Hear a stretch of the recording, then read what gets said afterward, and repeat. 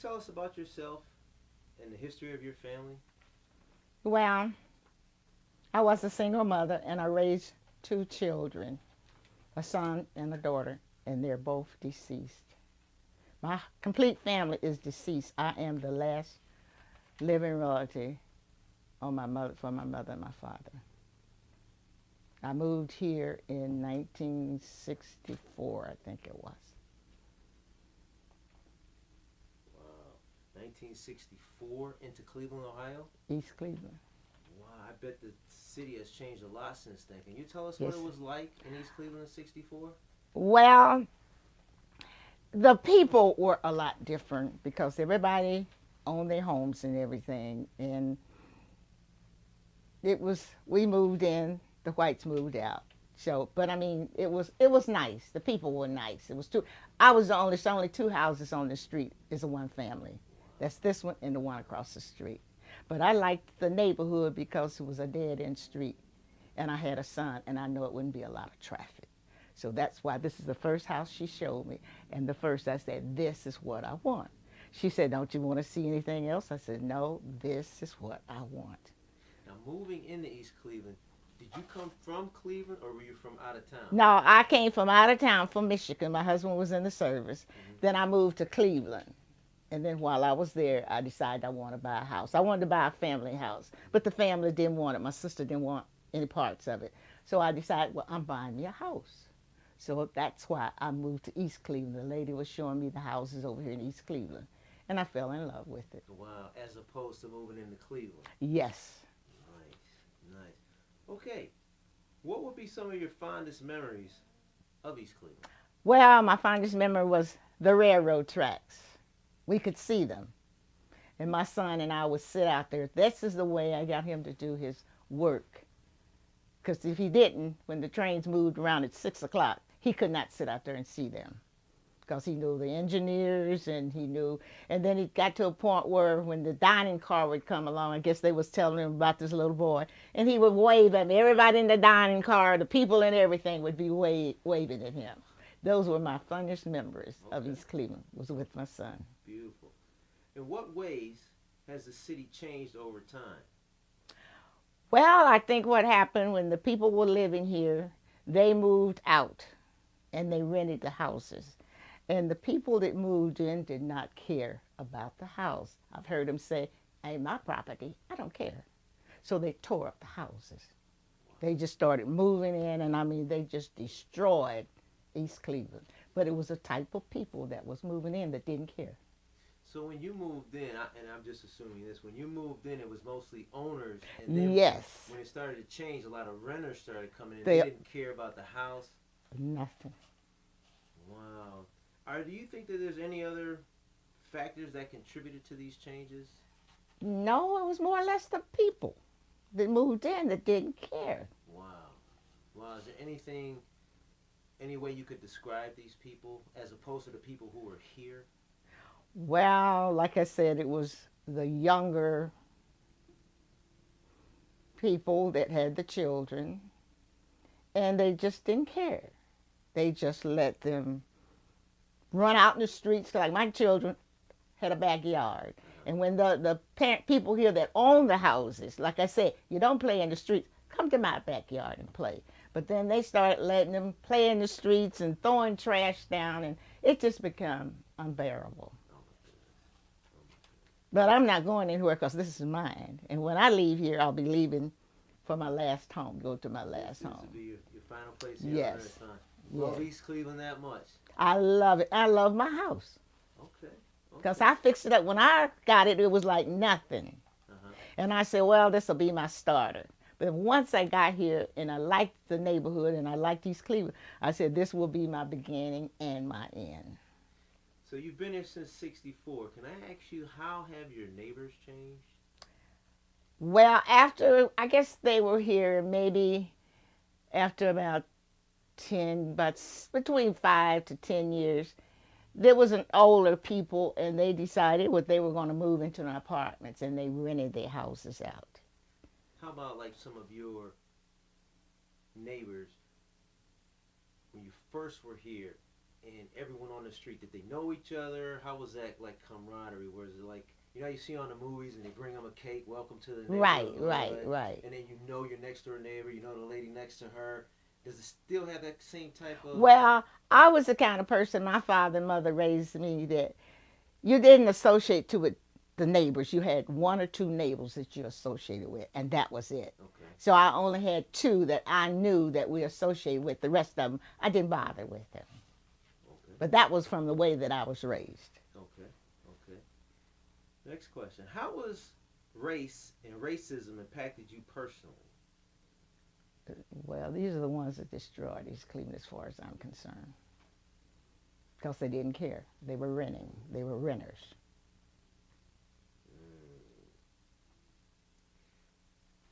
And you pretty much answered the next question, and that will be, how has it impacted the city of East Cleveland? So far as homes, the renters, Yes. what other impact would the renters or race have on the impact of the city?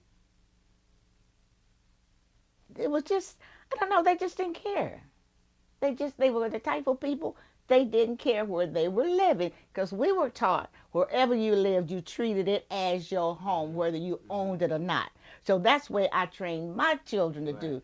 And then the ones that was when they were here, my son would say, oh, you don't throw paper in front of my house or nowhere, you pick that up.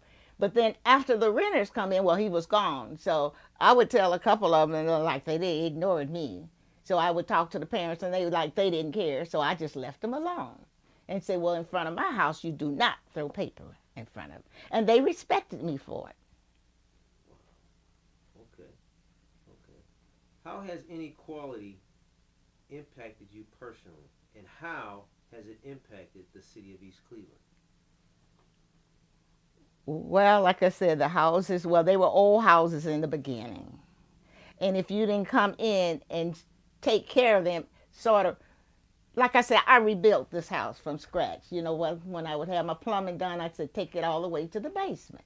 And he said, well, why would you do that? I said, my father said, you don't put new stuff on old stuff.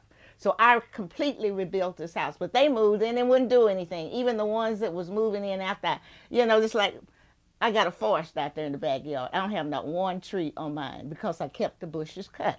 Now these trees from this side of the house are overlapping to my house. So I have a forest that I don't control.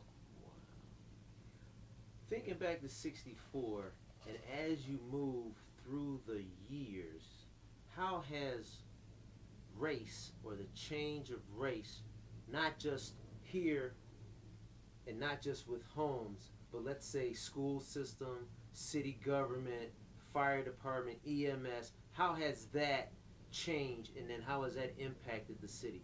Well, like when I first moved here, I could walk up to the corner and I would see a policeman. And the kids was calling them pigs. I said, don't call them that. I said, because one day we won't have them and you will be sorry. Now the police department is not, to me, it's not as huge as it used to be. And and when the people first started moving in, the renters, they were a different type. But then after that, I don't know if they sold the houses or what, because this house on the other side of me, when the girl moved in and she had water heaters and she was putting toilets in it, and I said, make sure you know who you're renting to, because they will destroy your property. And that's what happened. And I think she walked away from it. We find that to be a lot of problem with the vacant and abandoned buildings. Mm-hmm. Yes. How about the school system? Well, I never knew too much about school system because I had nobody in the school system. Okay. Earlier, I thought you said you had 2 kids. Yeah, but when I came over here, they were like out of school. Okay. Okay. Can you recollect a memory or an instance when the community fought for something? Well, yeah, when we had Amwa in there, I mean, we were sort of getting things together. We were having meetings and everything. And then after, I think he was trying to help the community. That's how he got into the problems that he was in. But when he was in, we worked. We were working to sort of straighten the city out. And then after that, nobody have come into, everybody's fell apart until we have this new mayor now. And he's working to try to get it together. you're saying we're getting more people working together, citizens working together to better our own community. Yes, yes. How have surrounding institutions and cities impacted the city of East Cleveland? Well, for a while, I don't think they cared. But now that we have this new mayor, he's bringing in a lot of help, and other cities is coming in to help us out. Sounds like you really are in favor of the new administration. Oh, I am, because, you know, during the time that after Honor War went in, I started having deaths in the family. I was running to Cincinnati. My brothers were sick. My son died in New York. So I had this where I wasn't as active as I had been. But now that I'm active, I see we are trying to get the city back together. And so far, he seems the one that's trying to get it together. Okay. There's a longer question. What is your vision for the future of East Cleveland? Well, if once we can get some of these old condemned houses down, and even if they're nothing but vacant lots and things, I think that's going to help our city a lot. Just tearing them down, making a nice plot of land. Right, and if somebody want to buy it and build, yes. Okay. Can you tell me about the major issues that need addressing in order to better our neighborhood, our community, and our city? Well, major issues. I know we talked about renters and people caring. Well, that's the main thing. We just gonna have to work together. It's gonna take a while because it's taken a long time to tear it to where the condition that it's in now. So it's gonna take a while, but we just have to fight. And the ones that's not gonna live, we just gonna have to try to stick together and do the best that we can to keep it going. And it's gonna take time, but you can't give up.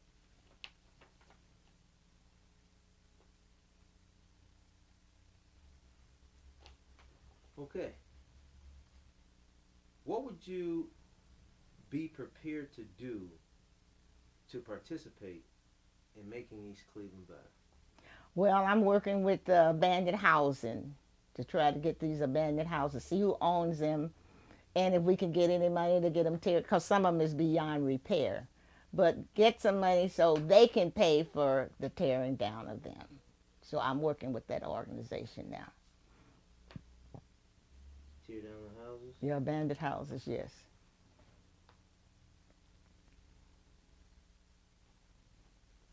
How do you enjoy yourself in East Cleveland? I love it. it. In East Cleveland?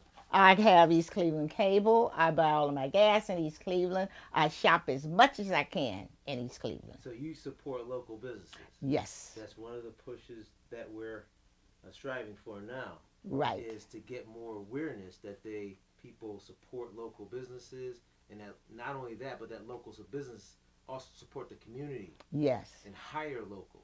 That's true. Right. So that's a good thing. I'm glad you're with that. So you're involved in a lot of organizations. Just that one Just right now. Mm-hmm. But I go to all the meetings. All the meetings that they have. I'm in all of the meetings. Beautiful. Beautiful. Beautiful. Miss Norris, that is pretty much our questions. Is there anything else you'd like to talk about today? No, well, I'm like I said, I want the people to get together to get our city back to where it used to be. It won't be, it's going to take time. But we all need to work together and work with the mayor. Because work with the mayor, he's trying, yes. Okay. Okay, well, I'd like to thank you for your time. Well, it's well appreciated, and like I say, I'm glad to help and do all I can. We appreciate it, and I'm sure I'll see you around at some of the meetings or some of the task force. You know about the Money Bomb Friday. Oh, yes, over there, yes. I'll be there. Right. Okay. Do you have any pictures or any artifacts that you like to, for the record, to show? Nothing? You mean pictures of, yeah, I'd like to show some of my work, but I don't have those on hand where I can give them to you. I probably should have asked you if you had any, like, because what would be great, since we're doing this like an archive, to show some yesterday pictures. Like if you had some. Well, where's the one of my son and my daughter? And I love to hear the stories how when people first moved here, they used to go in the back and get the garbage. Oh, yes, yes. You know, and Twice a week. twice A a week. week they collected garbage in the back, yes. Wow, wow, and that's something. They say you couldn't even drive through East Cleveland because the police would pull you over. Oh, and oh yes, that was one of the things. Like when I moved from here, from Cleveland here, they said, "Well, we're not coming to see you." I said, "Why?" Because you know, if you do over 60, I think it was 60 or 65, they're gonna give you a ticket. I said, "Then that's why you need to follow the rules and the regulation." And you would get a ticket because, like I said, they were out there and they would give you a ticket. So a lot of my friends said, "Well, I'm not coming to see you." I said, "Well, I don't care. I like it." It sounds like back then you felt a little more safer in your. Yes, we had inspectors. If anything was wrong, the people didn't do their sidewalk. All you had to do was call. The inspector was here, and you got a citation. Wow, wow. And today you don't feel that same level. No, no. The people next door, the garbage, and they sit it out. They're supposed to sit it out like on a Sunday evening. They sit it out Saturday at high noon. Then we got these big squirrels and cats. They come and dig into it and tear it up. Oh, it was a mess. The girl, I guess somebody from over there, oh, it was a mess. So I heard her tell her girl, get out there and clean up that mess. So I looked out the window and I said, well, do you need a bag? And she said, yes, ma'am. So I got her a bag and she was trying to put, and I said, I'm going to give you a sleeve for my paper. Use this and put that in there. And I said, why are you there? It was some plastic they said that they had put at the window because they had a broken. It was all across that street. Oh, it was awful. So when I said, why you're at it? I said, clean up that because that's in front of your house. And she did. She cleaned it up. Wow, and how old was she? She looked like she was about 10, 11. That's good because I always hear that the youth today aren't as, you can't talk to them the way you could talk to youth in past years. Yes, yes. Well, it's a way that you can talk to them. You know, you don't talk down to you don't talk up to them, you talk down to them. Because I said, sweetie, do you want me to give you a bag? Yes, ma'am. But I could have said, because I saw she's getting ready to sweep it across in that next to that vacant house. And I looked, I said, sweetie, did you need a bag? And she said, yes, ma'am. And I noticed when she was trying to put it in the bag, she was trying to do it with the broom. I said, here, let me show you. You can use this as a glove and put it in there. And she said, I thank you. But it's the way you approach the children. A lot of people don't approach them that way. Because that's just like the little boy. I was teaching him how to cut my grass and everything and shovel my snow. Now he waited till after she got out there and cleaned this. Then he going to come and ask me, is there anything you want me to do? And I'm saying, why didn't you get out there and help your sister? And I said, no. Well, when? I said, when you see the grass growing again, then you come and knock on my door. Wow. Wow. We need more concerned citizens like yourself. Yes, yes. And to pitch in and work with the youth, work with City Hall, right. Work with the local businesses. We need that because we all need to come together and make this a great city again. Right. Because it's like my dry cleaning. I take it to that cleaners up there on Euclid. I mean, I do practically everything that I can to help. Even grocery shopping? Yes, I go to Save a Lot. Oh, yeah? Mm-hmm. Now, do you find that challenging, or do you get basically everything you need? Well, I'm not a big eater. You know, I'm a healthy eater, so, and I don't eat meats and all of that, just fish, mostly chicken, and fresh vegetables, so I don't have a time. I don't have a problem with that. Okay, okay. Because I know years ago we had Pick and Pay. Yes. And we had Super Value, so we had two yes, good supermarkets. Mm-hmm. And now we just have, you know. Well, the ones, well, I don't like the ones up there on Euclid, you know, for some reason. I didn't like the way they treat you when you walk in there. Is that just that store, or are there other stores? No, just that little grocery store up there, you know, on Euclid. I never did. Years ago when they act like, you know, that they didn't need your business, that you needed them. And I don't like for anybody, you know, watch you or can't say hello and all of that to you. So I never did shop there. And that brings me to another thought, because I grew up in East Cleveland, and growing up, I know Rogers Super Value was owned by African Americans. Yes. And I think Pick and Pay was a chain. Yeah. Mm-hmm. And a lot of the stores in the city were African American owned or majority owned. Right. And now that landscape has changed. Yes, and they bring the foreigners in here, and I don't know. Yeah, you can deal with that. I can't deal with the foreigners. Okay, Nope, can't deal with that. okay. Especially when they don't treat When you they right. don't treat you right, it's act as if, they, I know they need us. They need our money. Mm-hmm. Because we can go anywhere over the city that we want to out of these clinics. But they act, let me know that you need my money. Right. Because otherwise, I don't need you. I can go somewhere else. So I went up there a couple of times and I didn't like the way that they were treating. So I never go back. I never went back. Wow. Okay. Okay. I guess that about complete our interview for today. Jenny Joy, do you have any questions? Anything you'd like to say? Yes. I just want to say, if you had to do it all over again, what would you do differently? You mean as far as living in East Cleveland? Yes. I still like East Cleveland. I like it because, I don't know, the section that I'm in, it's quieter. And I like the people. It was something about the people because we were all, at that time after the whites moved out, we were all African Americans. And I enjoy. And then, during that time, you walk in, you go to the grocery store, you say, hello, how are you? Everybody respond. You don't get that anymore. People look at you, say, well, hello, like, they don't, they see through you. This is this younger generation that's coming up. They're not as open as we were. And how do you feel about the political scene now compared to 40 years ago? Did you notice that a lot of young people were involved in the political scene then? Were they more active compared to now? Well, I was raised by my parents. When I became 18, I started voting. I registered to vote, got my Social Security and everything. And that's the way I taught my children. Once you become 18, you have to vote. A lot of people say, well, my vote don't count. But your vote do count, one way or the other. So I'm from that old generation where I listen and learn and I try to help other people the best I can. Some won't listen to you, so I leave those alone. The ones that listen to me, I talk to them.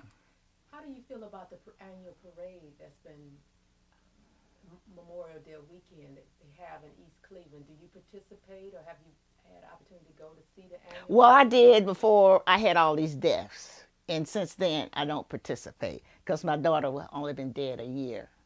And so I'm still like in mourning over my family. But I am I don't go to I will be going, but I'm getting back into the community that I have to see what's going and participate. But to lose all your family in 2.5 years, my sister was here, my 2 brothers in Cincinnati, my son in New York, and my daughter here. I lost them all within 2.5 year period of time. Sorry to hear that. Yeah. Also, I wanted to say 2 closing questions. What is the most used senior citizen building that you participate in activities in East Cleveland? And how many friends or relatives that you have that y'all get together and just shoot the breeze and talk? Well, the most of them, I'm this kind of person. I never had a lot of friends. And I'm mostly what you would call a loner, but I like to go out every now and then. But I don't have a lot of people coming around me. I'm like that. A lot of people didn't like me. They said I thought I was better than anybody else. But I'm just that type of person. I have a very few close friends that I associate with. Now I'm getting out a little more than I did because I don't have no family, my sister to talk to or anybody. But I don't know. Sometimes you're almost afraid of people because you think you trust them, then they can come into your house and next thing you know, they're breaking in because they broke into my house. But I have security there. What about the senior citizen buildings around East Cleveland? Which one do you use? I go to Helen S. Brown. I go up there, but like I said, I read a lot. I can entertain myself here at the house by myself. Okay. And that's just the way I am. But when the meetings and things, I'll go to them. I only have one friend. That's the lady up on the corner. She have keys to my house, so if anything happens, she can come down. But I'm not the kind that like a lot. My kids was a little different than I was. They liked a lot of kids around it, but I never did. And at the Helen S. Brown building, what do you like to do when you go to the Helen S. Brown building? I only go there for meetings. I carried my aunt when I was keeping my aunt. I carried her up there. And I would go and visit her, you know, take her, and when they're having something, I'll go up there to it. And a lot of times, you know, I had fabrics and stuff that I would take and give to Helenese. I have donated a lot of stuff, fabrics and things, now that I'm not working, to them, and they appreciate that. And I know you mentioned that you like designing and decorating. What was your fondest room that you decorated, or your fondest project that you've done for someone that's outside or within East Cleveland? The latest or your last project that you've done? In East Cleveland? Oh, let me see. I didn't do a lot of work in East Cleveland. Your house is beautiful. I can tell you spent a lot of time with this. Yeah, I did. This was my focus point, my selling point. Any one in East Cleveland home that you had an opportunity to do? That you... She didn't live in East Cleveland. Not really. No ones you can just pinpoint? No. And closing question, with you doing such, have a taste and an eye for beautiful, unique decoration, have you passed on your gift to someone in East Cleveland, or are you willing to train? Well, I had a friend of mine that she was a principal at the school, and she would send me children to come in and help me. But I never got in touch with anyone from Shaw High School that I could, you know, teach them how to do it. But I have, you know, tried to teach. But kids just don't want to, I don't know. They want to come, but they don't want to learn. You wanted, if you had opportunity to reach the children at Shaw High School, what would be an ideal type of person? You want to teach them what? Teach them how to make drapes. Okay, that would be your focus? That would be my focus point. Okay. How to sew and make drapes. Because I did take in dressmaking, but after I came when I moved back here, I went into working in the shops to learn how to make drapes, because I was a power machine. I know how to run power machine. So then that's when I moved over here, and then I saw they had this big basement. So I worked out of my basement for all these years. We're gonna, if you don't mind, we're just going to take a beautiful shot of your drapery that you have across here. You can see the fine print. Yes, and yes. This is what you say, this is your finest, or your display piece would be great. Yes. Okay. Would be great. If you can just stand and give us a luxury design and just show us about it. Uh-oh, I don't want to mess this up, will Okay, I? just hold it. You hold it in your other hand. This too? Yeah, it's long enough you can walk with it. That way if you Good thing I caught it before. See, I listen. if you wanted to comment on anything. And then you can close the door if you want to and just comment on it. Oh, yeah, I made this. I didn't like the way this door was situated. And what I did was made it so when it's closed in, it looks like it's one unit. Oh, I like that. Okay.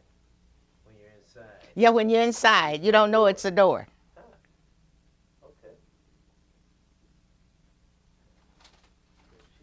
Here on this.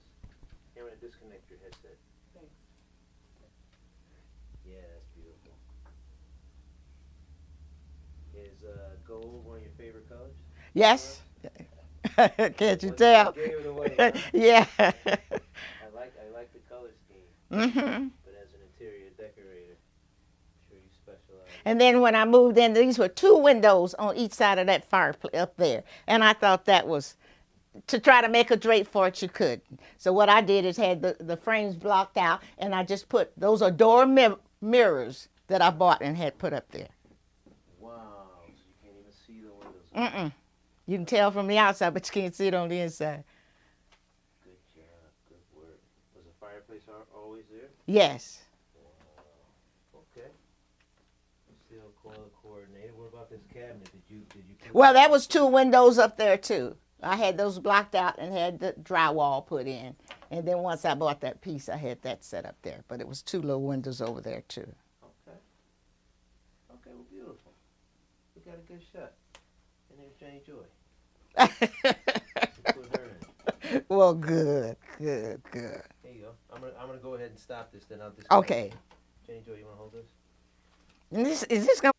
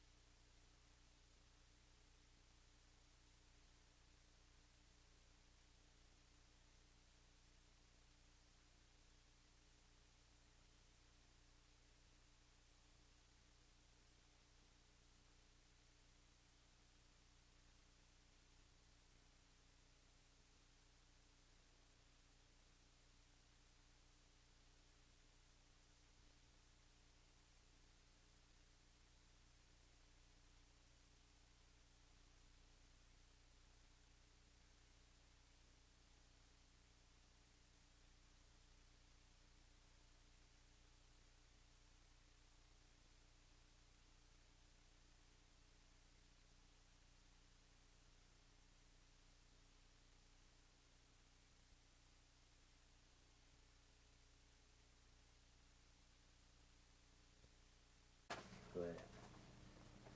All right. It's February 5th, 2013. I am Brandon King, Social Justice Institute, Case Western Reserve University. We are here in East Cleveland with Miss Patsy Norris, East Cleveland resident. I am the interviewer, and the kind Jeannie Joy is the videographer. This is part 2 of our interview with Patsy Norris. We'd like to thank you again for taking the time to have us interview you. We did a lot in our first interview. We got a lot of good information, a lot of useful background on the city and what has taken place over the years. And we wanted to come back and interview you some more to kind of go into a little more depth, a little more richness in the documentary. Can you go back and tell us again where you're from and your name? You mean where I was born? Yes. I was born in Knoxville, Tennessee. November the 1st, 1924.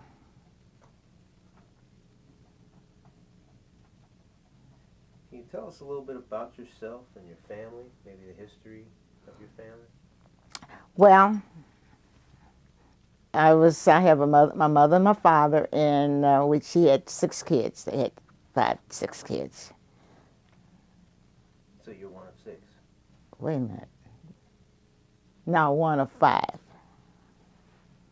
2 sisters, and me, and 3 brothers.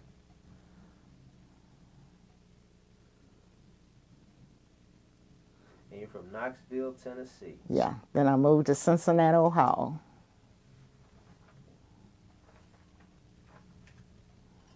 And roughly how old were you when you moved to Cincinnati? I was 12. 12. And then from Cincinnati to Cleveland? Yes. Okay. Can you tell us a little bit about that? What brought you to Cleveland? Well, my mother remarried, and she moved to Cleveland. And my oldest brother, he died, so he wanted me to come and be with my mother. So that's why I moved to Cleveland, because she was here. Okay, okay. Now, so originally your whole family left Knoxville, Tennessee to go to Cincinnati. Mm-hmm. And then while you were in Cincinnati, your mother came to Cleveland? Yeah. Or your whole family came? No, just my mother. She remarried, and she moved to Cleveland. Okay, okay. Cleveland or East Cleveland? Cleveland. So when you first came up here, you, in essence, went to Cleveland? Yeah. Okay. And when you first came to the Cleveland area, can you tell us anything about East Cleveland as you knew it, but were living in Cleveland? Well, what happened, I remarried, and I moved to Detroit, Michigan. I moved to Michigan because my husband was stationed there. Then when I left him, I came back to Cleveland. I moved back to Cleveland. Then this is when I bought this house. I lived in Cleveland, and I bought this house in East Cleveland. And I've been in East Cleveland ever since. Okay, okay. So that I understand you, you left Cincinnati to come to Cleveland to be with your mother. Right. And then you were married in Cleveland or Cincinnati? In Cleveland. Okay, and then your second marriage took you to Detroit. Right. Great. And then you came back to East Cleveland. Cleveland. Cleveland. Cleveland. And then I decided I wanted to buy a house. So then I looked in East Cleveland. And East Cleveland. I don't know, it was something about the neighborhood. I didn't want to, it was something about, I didn't like Cleveland. I didn't like the way the people were in Cleveland. So then I decided, when the real estate woman came, she brought me over to East Cleveland. This is the first house I saw. And I liked, because it was a dead-end street. I had a son. And I just liked the neighborhood. It was a dead-end street. It was a little house and everything. So that's why I chose East Cleveland. Okay, okay. First house you saw Was this one, yes. There was something about Cleveland you did not like. Can you Right. tell us a little bit, maybe, what made East Cleveland more appealing than Cleveland at that particular time? Well, I didn't like the way the people, they weren't raised the way I was raised.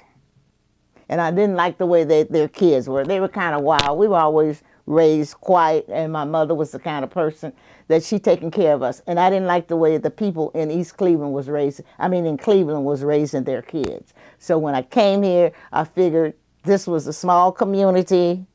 I liked the street because it was a dead-end street. And it wasn't, at that time, I didn't know it was as many 2-story houses as it was here. But and it was a dead-end street, so I know it wouldn't be a lot of traffic with the kids, with me raising the kids growing in and out. And it was quiet. It seemed to be much quiet. Okay. Okay, so you like that, the quiet sense of community. Yes, yes. Is there anything else you could tell us about East Cleveland before you moved into it? Maybe kind of tricky to remember. No, I never. This was the first time I had been over to East Cleveland when she bought me. And I just liked it because it was a mixture of, the both races. And I liked that. That's what I liked about it also.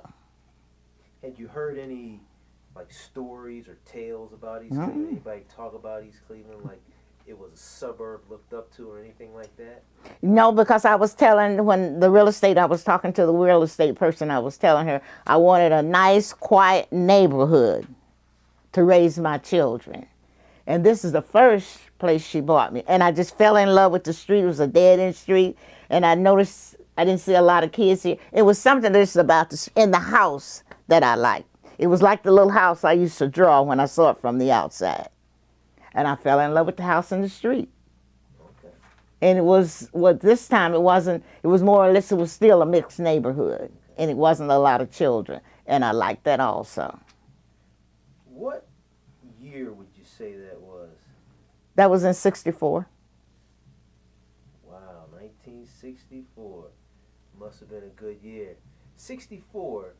Tell us what particularly this street looked like in 64. Well, it was, and I tell you another thing what I liked about it. I liked the train because my son was into these little trains. And I liked those railroad trains coming there. That. And it was the people, like it was a mixed neighborhood, but they were older people. And I liked that about it because I didn't want to be involved with a lot of kids.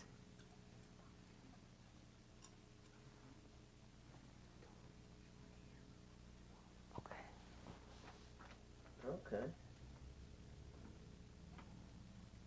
So thinking back to the earliest 64, mixed neighborhood, you liked the train. What were the people like? Well, I'm the kind, I don't associate with a lot of people. So I wasn't the kind that to go out and meet people. I was into my family and me, and that's the way it was. Okay. So when you moved here, it was you, your son, And my daughter. so that the three of you moved to East Cleveland. Okay. Okay. You mind if I asked at this point, where's your mom at? Well, she was in Cleveland. She was still in Cleveland. Mm-hmm. Okay. Okay. Just a question on the sheet. What are your fondest memories of East Cleveland? Mostly my children and my daughter. She went to Hearing Road Hospital for nursing. I mean, that's where she got her training at Hearing Road Hospital. And it was just like it was a thing where it was just me and my family. Because I wasn't the one, I don't like a lot of people around me.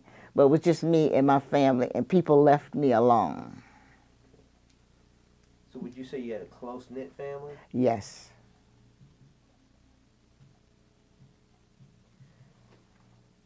I know now you're pretty active in the city and you're a concerned citizen with the different organizations that you belong to.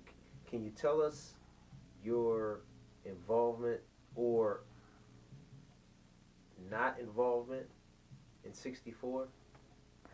Well, in 64, I wasn't too involved because I was trying to get my life together. And then I was opening up my businesses, making custom drapes. So I was into my family, into my businesses that I was starting. So I didn't have a lot of time to meet a lot of people and everything. Okay. So far as the government, there weren't any major issues going on with the city or? Not at that time because we had a commissioner at that time. So I wasn't into it until later on in the years. I say around, when did we start? I think it was around, was it the 70s, in the middle of the 70s?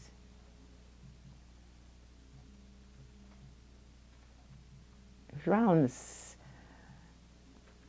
I would say around the 80s is when we became more involved into,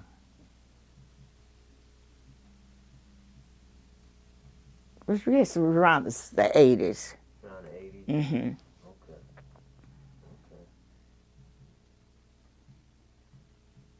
Let's see, it says here you had a son and a daughter, and they both lived here with you. Yeah. You want to tell us anything about your kids?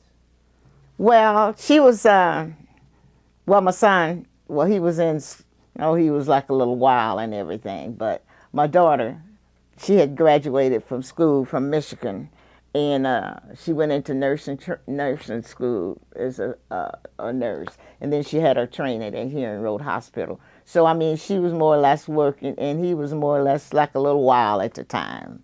So and well, he was going to Patrick Henry, and then when he moved over here, he just didn't want to go to school, so he didn't go to school. So he, at the age of 17, he went to New York.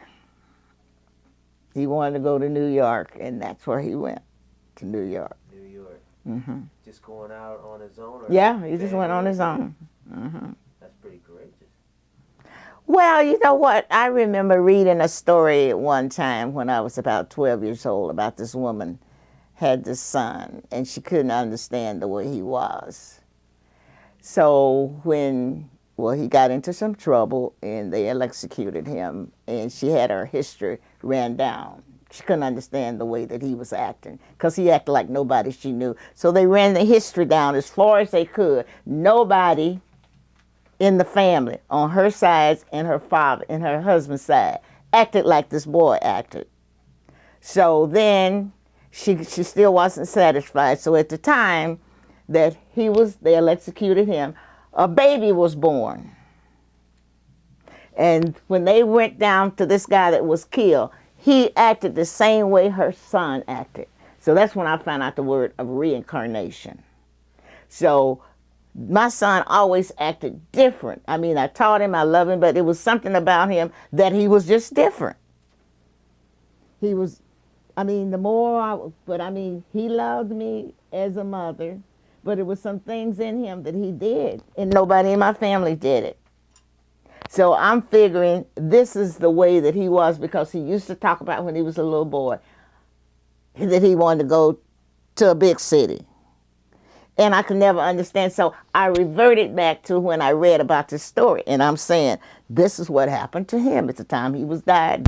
So that's why. Yeah, a little bit of his father. No.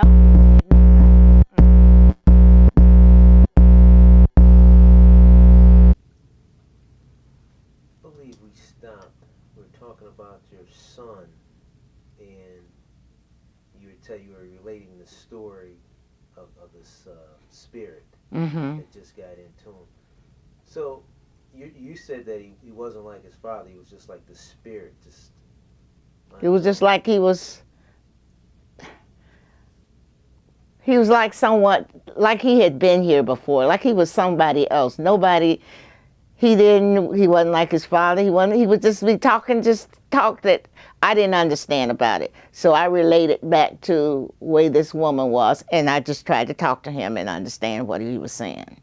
How did New York work out for him? Oh, he did fine for a while when he went up there, but at the age of 17, I figured that was a little bit too much for him, but he got together and he lived up there. He didn't pass until he was 61. Okay. So he had a good life for a while. Okay. Now, you were telling us about your marriage. You were married here and then in Detroit? No, I married here, and then we moved to Detroit because he was in the service. Got you. Now, when you moved into East Cleveland, I understand you were pretty much a family-oriented.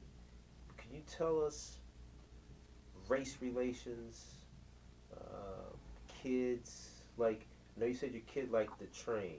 When he would go view the train or he would hang out in the street, how would your neighbors relate, not necessarily just to him, but to you as a family and colored people? Well, his friends, more or less, was the ones that he knew when he was in Cleveland. So they would come over to see him, because it was really no kids on the street. Well, that was around his age.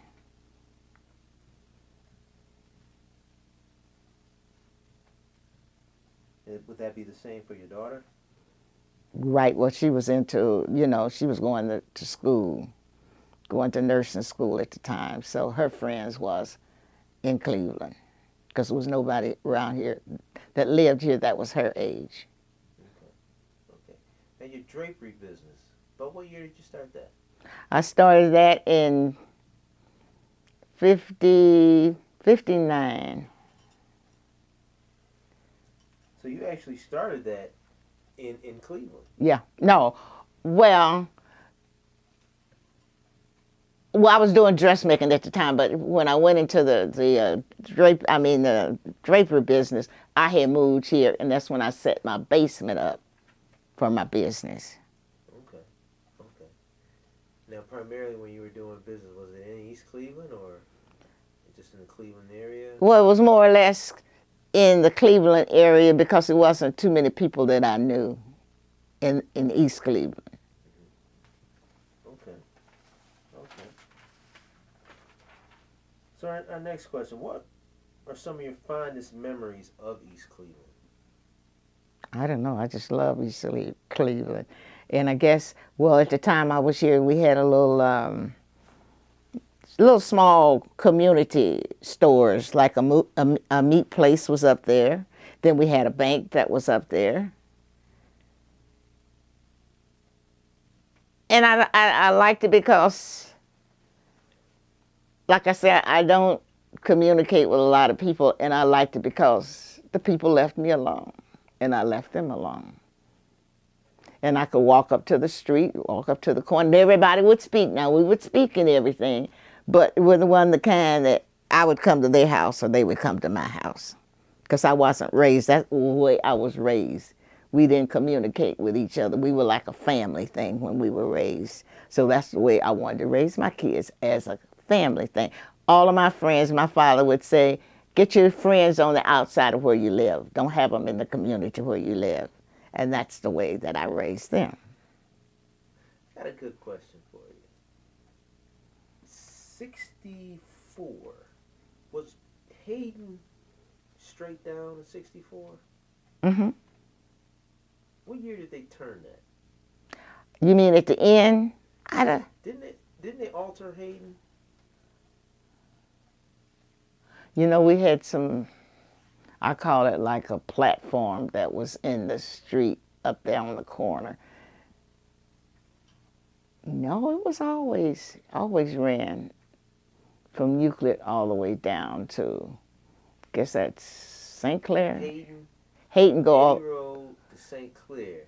But I understand at one point they changed it so that it wouldn't go straight. It's got that, you know, when you get over there to Silverman's, it does that little hook over there.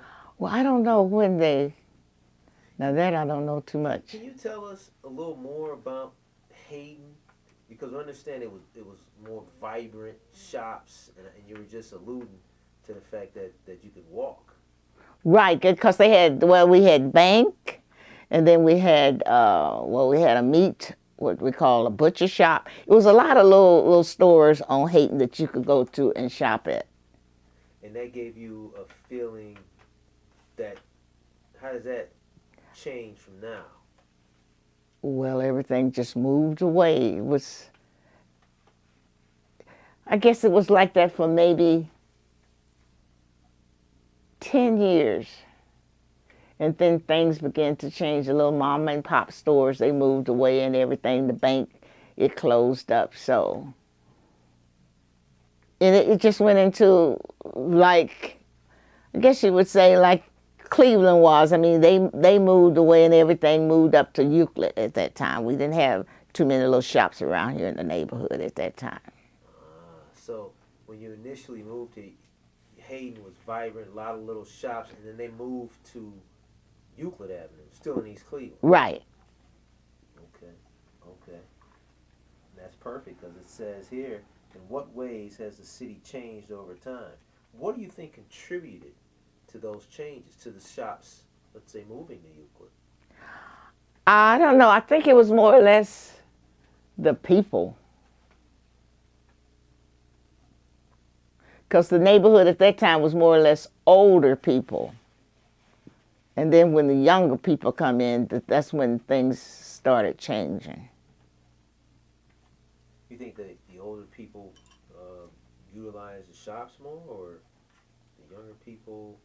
Yeah, they sort of wanted to like the grocery stores. They didn't like the little shops and things. So I think with the younger people moving in, then the older people were moving out. So I think that's why it changed a little bit. Maybe the shop owners, I guess it was they didn't like the new neighborhood that was moving in, and I guess, you know, they moved away because maybe they weren't getting the business. They weren't used to this kind of business. See, and I was used to neighborhood stores and things. And how did that make you feel when the store started leaving? Well, not too good, but then when they opened up Euclid, I could still go to Euclid and shop. You could still walk. I could still walk. So it was a sense of community. Right. I was losing a little of the togetherness, you know, and even the bank closed down and everything. So it was like changing over to like the city life. Okay.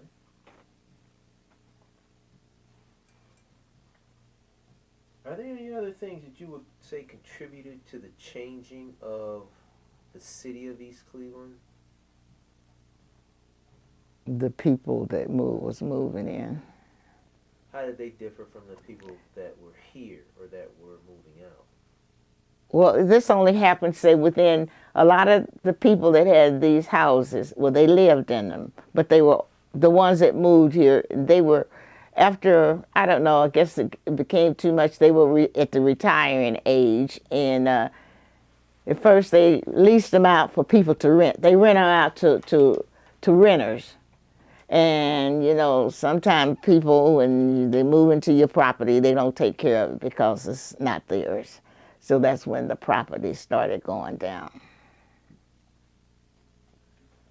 When they started bringing in more Renters. Mm-hmm. Can you tell us something about the renters and how you think they would effectuate the change? Well, I've heard people say, well, it's not mine. So it's like my kids was taught, if you see people out in the street, see paper in the street, you pick it up. And I've heard them say, you know, well, it's not mine. So they didn't, you know, take care of the grass and the stuff, because first thing they would say, it's not mine. And they wouldn't pick up the paper. My kids was taught, my father taught me, wherever you live, whether you own it or not, that is your home and you take care of it. And these new people who was moving in was young, and they didn't see it that way. So that's when the property began to go down. So you think it was young and more of a mental state? Right.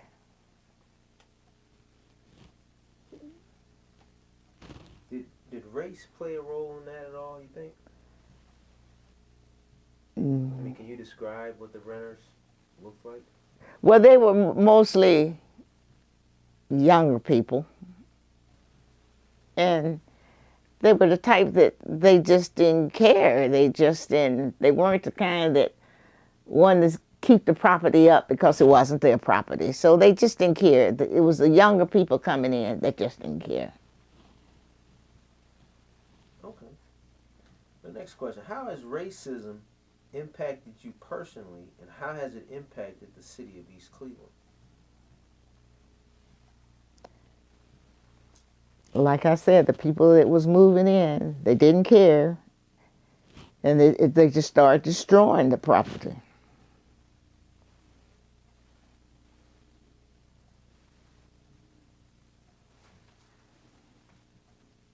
And those were the renters primarily that you Right. were speaking of in that. Mm-hmm. How would you feel racism impacted the city of East Cleveland? Well, I don't know. Like I said, it was the older people was here and the younger people was coming in. I think it was more or less the age group that came in that destroyed the city, because the people here before, mostly all the people were older people. Okay. And then after they moved out, then this is when the younger people came in. Okay. After I'd say the people that lived here maybe about 15 or 20 years, the older people got too old, so they moved away and they rented it out. And when they rented it out to younger people, that's when that was a difference and things started changing. Because they didn't care. Now, and this would be around what year, would you say? I would say it started, let's see, I moved here 60, 70. Had to be around 80s. Around the 80s? Yeah, the 80s. Now, just as a base of reference, 64, what would you say the population in East Cleveland looked like? Let's say white, black, other. What would you say it looked like? You can even use like a percent. Well, when it started, let's see, I would say around, I moved here 64, around 75. That's when it went from, because it was most, like I said, East Cleveland was older white people.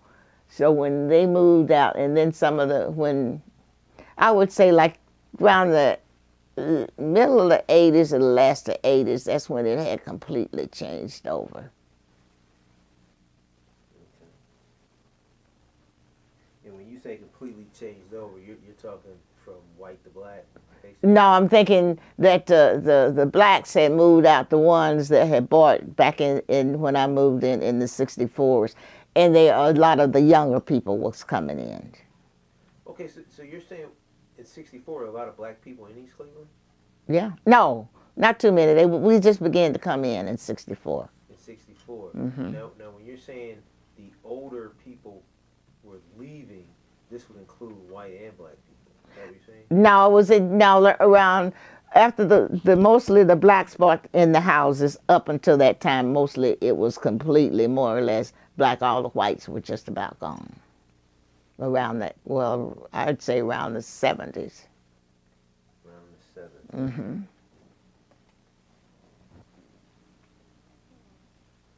Okay. Or maybe, around the 70s. Because then they stayed. Then when they sold, they moved to senior citizens and they rented the houses out to renters, and that's when it really started. I would say that would happen around the 80s when it was really rented out to the renters, and that's when the city started going down. Property started tearing up the property and stuff. Okay. Now on this, and you've been in the same house. I know you said you didn't like socialize with a lot of your neighbors, but did you talk to anyone while you were here, so far as before they left? Oh yeah, well I got one neighbor up on the corner. Well, she moved in after I did, so she's still here.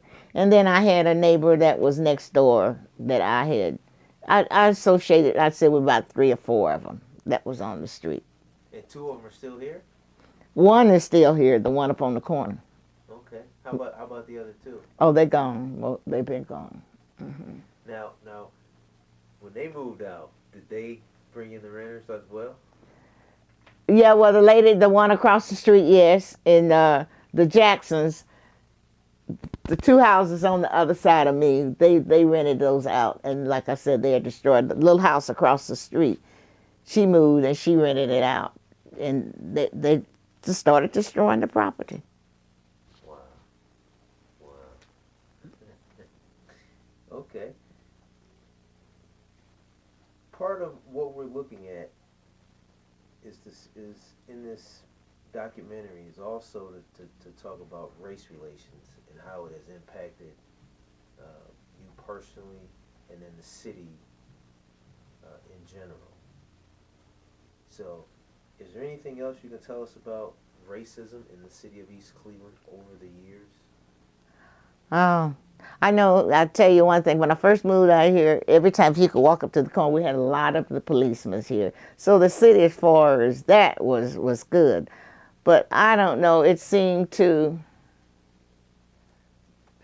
how can I say this? When the younger generation started moving in, it was like they just didn't care. And then once the property was destroyed and they started selling it, they were selling it to, like I said, to the people just they weren't raised right. They just didn't care. You know, And like, you know, the people that moved next door when this young girl bought the house, and she spent a lot of money in it. And I told her, I said, you better watch who you put into there. But she didn't live there. She was just buying it for income property. And I would say in a year's time, they had destroyed that house. Because she put in new cabinets, she put in new toilets, water tank. I mean, she's really spent a lot of money. And they destroyed it. They really did. I just couldn't believe. I went over there and they had holes in the floors. Trying to figure out how you have holes in wooden floors. People just didn't care. Wow, that's terrible. Now, you were saying that the police back in 64 and in those days, you'd walk and they'd see you. And how were the police, how did they? Well, they were nice. Yeah? They were nice. To all residents. Right. Okay.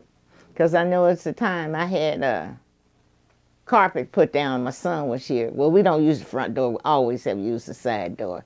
So he let him put the carpet in to the door where I couldn't get in. And he wasn't here. So I told him, I said, why did you let them put the carpet all the way up to the door? He said, well, we don't go into the front door anyway. I said, yeah, but we have to use it as an exit. So it was a police up on the corner, and I told him, I said, well, I can't get into my house. I said, I guess my son had him to put the carpet down.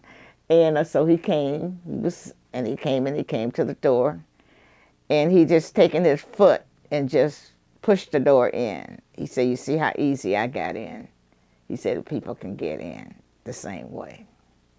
So he was real nice. So then that's when I started putting security doors up.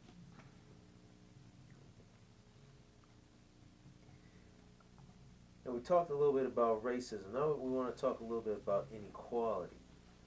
How has inequality impacted you personally, and how has it impacted the city of East Cleveland?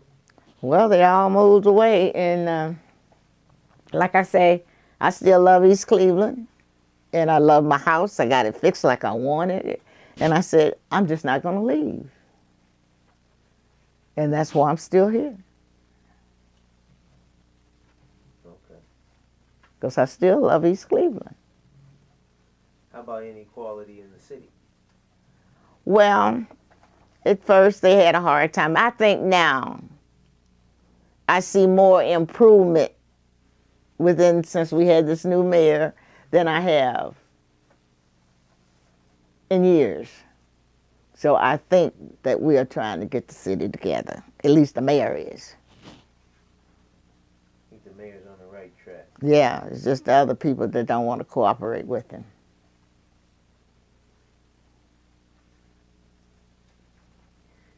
It just dawned on me. You were telling me about your friends that were on the street and how some of them moved and then rented the houses, and particularly the one next to you, and she had holes in the floor. Now, you said she sunk a lot of money into the house, and then the renters just destroyed the house. So she was, I'm guessing, like an absentee landlord. Like, yeah, that's what she was, an absentee landlord. And how do you think that affected the city, like with other properties around the city? You think that happened a lot? Yes. Mm-hmm. And why do you think that was? I don't know. I guess they figured that they could make money from it. But I'm like this, if you don't come in and watch your property or come in and inspect it and just buy it and leave it there for them to take care of it, this is why the property went down. Because once you bought it and fixed it up, that was the end. But you know, when you got property, if you don't go in, that's just like when you live in government, in these apartment buildings. They come in ever so often and inspect. And if anything is wrong, you are responsible. But when they bought these apartments and things, they didn't come in and inspect and take care of it like they were supposed to. Because some things you just don't trust people. You have to take care of yourself. And I tried to tell her, I said, well, you better come in and watch your property. I said, and watch who you put in there. Let me ask you this. So after they moved out, did she come back and restore the property? Did she just... After it just messed up, I think she just gave up on it. Wow. And that's why it's sitting over there empty now. And you think that happened throughout the city? People Right. They just walked away from it.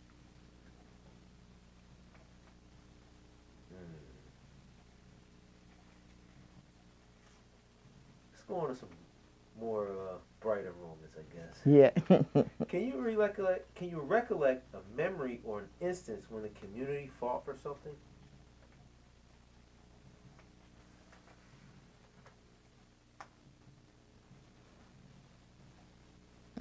I'm the only one that ever fought for anything or ever got involved in anything. The rest of the people didn't. Because when we started having the meetings and when we got the mayors and the council people, I had a girlfriend. Well, she didn't live over here. She lived in East Cleveland, but farther up. And she said, it's not going to work. She said, so I voted against it. We voted against it. But anyway, because she said the city isn't big enough and there's not enough money coming in, she says, and it's just not going to work. But they wanted, this is what they wanted, and this is what they got. And ever since then, it's just been a mess. In what year would you say you started getting active in community and government?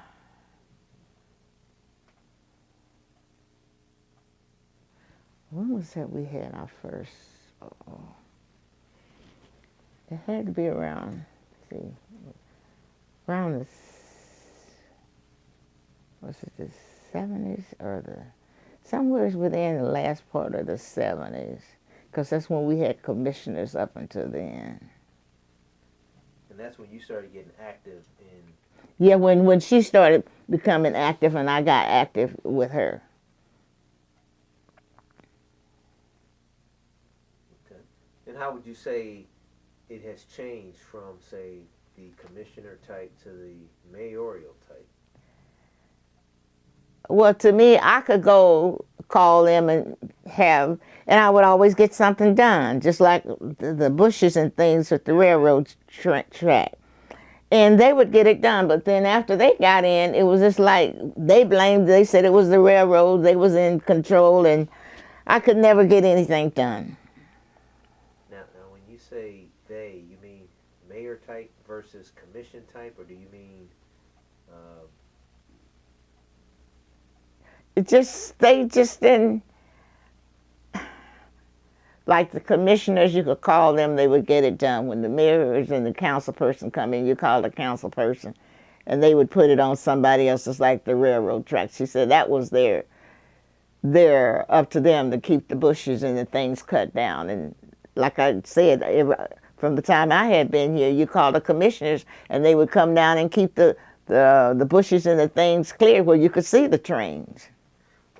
Commissioners African American? Now that part I don't know. I think us during that time, that was like in the 60s. I don't know. Now that part I really don't know. Okay. But you wouldn't say, or would you say that race had anything to do with that in running the government and getting stuff done? Because it almost seems like under the commissioner type of government, things were getting done. Right.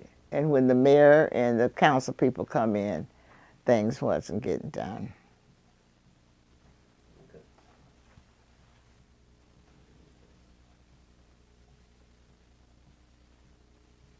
How have the surrounding institutions and cities impacted the city of East Cleveland?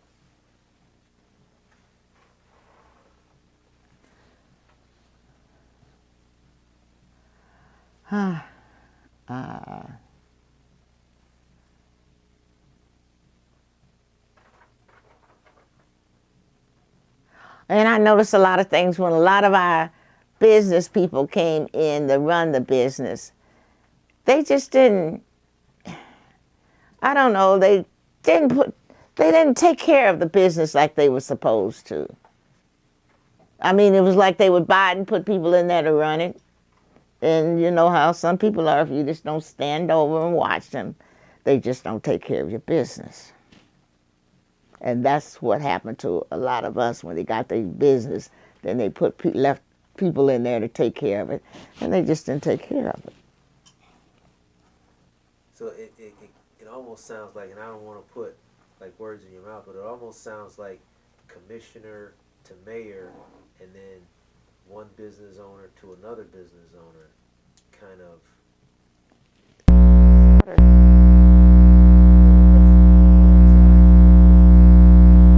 It was just like people, when you get these business, they put other people in charge, and if you don't watch over your business, they don't take care of it like it's theirs, because the first thing they say, it's not my business. Because I know a lot of times I like to work. I had some girls that I worked when I was working out to find out how to put the draperies together, and they worked beside me. Well, I worked late at night or early in the morning. So when I would leave her down there to go upstairs, and when I go back, it's like she only did 30 minutes worth of work, and I'd been gone for 2 hours. So like I told her, I said, well, you know what? I worked beside you when we were working for the white man or the white shop.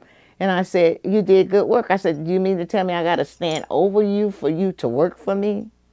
And I says, no. I said, I'm going to pay you for these 2 hours and go. So I said, well, let me do it myself.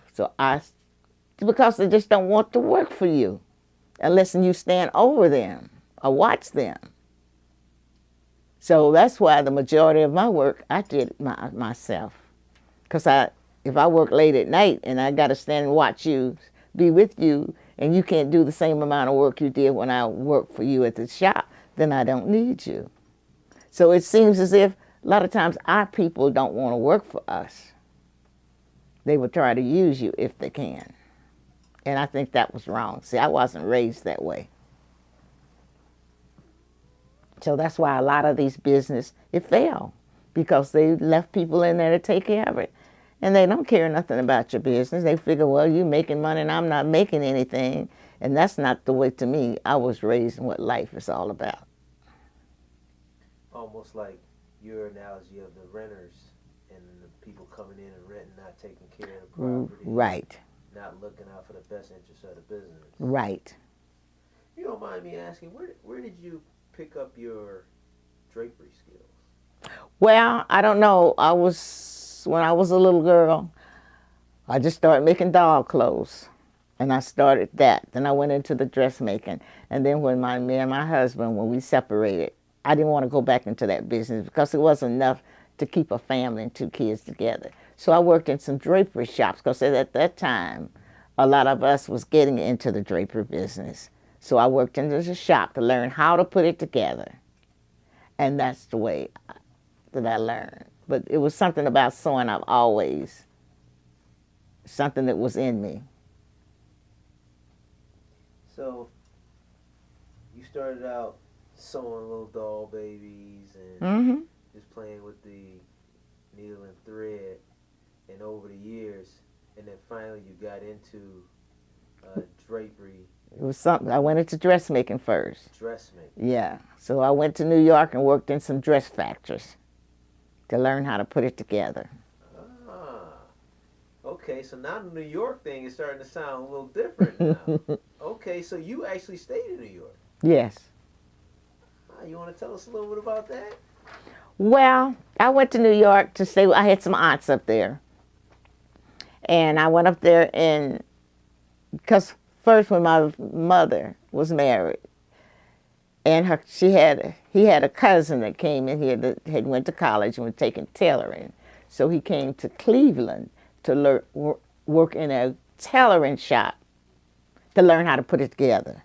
So that's why I learned, if you ever want to do something, you have to go into a shop where they make it and do it that way. And that's how I learned to do it. Okay. So first I went there and I did the dressmaking. I came out, I did that. So when I remarried, came back, drapery was running in Cleveland, so I worked in a shop for about a year to learn how to put it together. And then I got it on my own. Okay. And over this period between New York and Cleveland, did you have a family? Did you have kids at that point? Or? Mm-hmm. Well, I only had my daughter. Okay, so your son didn't live with you in New York? No. Just your daughter? Daughter. Mm-hmm. Okay, now I understand you were married twice? Right. You want to tell us anything about your first marriage, or where you were? Were you in Cleveland, New York? No, I was in Cincinnati. Cincinnati. Mm-hmm. So from Knoxville to Cincinnati, wind up getting married in Cincinnati, then you come to Cleveland. No, Well, I did go to New York, and then I went back to Cincinnati. And from then, I came to Cleveland. And I lived in Cleveland, then I moved to Michigan. Second marriage, Michigan. Yeah, back to Cleveland. First marriage, Cincinnati. Right. Okay, okay. So the dressmaking, drapery, and how did you determine drapery was where you wanted to? Because I know in order for dressmaking, that's not enough money to take care of a family. And I'd had to do something where I could make more money. So I came for summer. I came down this summer, and then my daughter, that she met this girl when she was going to school here before we moved to Michigan. Her mother had opened up a drapery shop, and I had talked to her about a job. Then when I went back, I was able to work for her. But she wasn't learning me anything. I wasn't getting what I wanted to. So then I went into a drapery shop downtown, and that's how I learned to put it together. Okay. From our last interview, you mentioned Mayor Arnold. Yeah, I worked with him. You worked with the mayor? Mm-hmm. Okay, okay. And how would you, could you tell us anything about your experience with Mayor Arnold or him in relation to some of the other mayors? Well, to me, he was the best so far. With this one, with him, the one that we have now. But I think where his problem was, he wanted to do a little more for the city, which he was trying, and he just got mixed up with the wrong people. But he was good. He was good. Okay.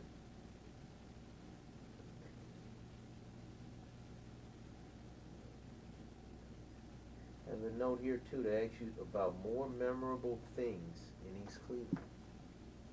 Anything else? Well, I remember when they gave what I guess you would say his inauguration, and he had some people to come over from Africa, and that was a wonderful thing. It was beautiful. Yeah. Yeah, it was really nice. Really nice. Okay. Okay. Costumes. Yes. Heritage. Right. They brought some of those away. It was beautiful.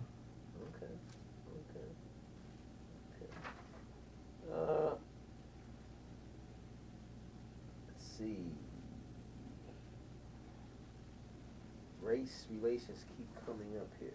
Let's see if we have another question on here. What is your vision for the future of East Cleveland? Tell me about major issues that need addressing in order to better our neighborhood, community, and city.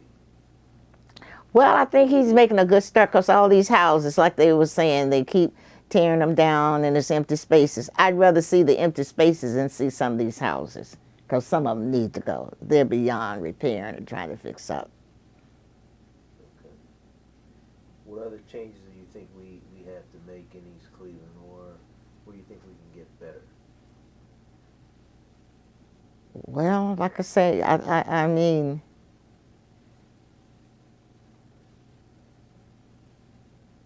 it's some of the people that we're letting come into the city, well, which you can't stop that. Because if it's, you can't say with the people, I don't know. It's just, I just don't like the people that's moving in, which you can't help it. Because they're the ones that's never worked and never had jobs, and they just don't know how to take care of houses in a community. And until we can get rid of some of those and don't let too many of those coming in, I don't think we're going to ever do any better. I hate to say that, but that's just the way it is. I mean, I have lived where I was considered poor, but then we were taught wherever you live, you take care of your community and you take care of it. And these people, like I say, it's one generation after the other that just don't care. That's why our schools are going down the way that they are. the kids and the parents don't teach the kids, you know, they're too busy trying to get their lives together. You have to really, to raise a kid and raise it right, it starts from when they're babies. And you give them the love, you give them the attention, you know. They have things to do around the house. And these kids, only thing they're doing, they're on the telephones and the computers. That's what it's all about. So they're not learning any home training at all. And until these parents and things start having these kids and let them raise themselves, I just don't know what's going to happen to our generation. How about the store owners of today? I know we talked when you first moved here, and they were white store owners, and then they kind of we went to black store owners. Oh no, blacks. What's these what's these people that's coming in here now?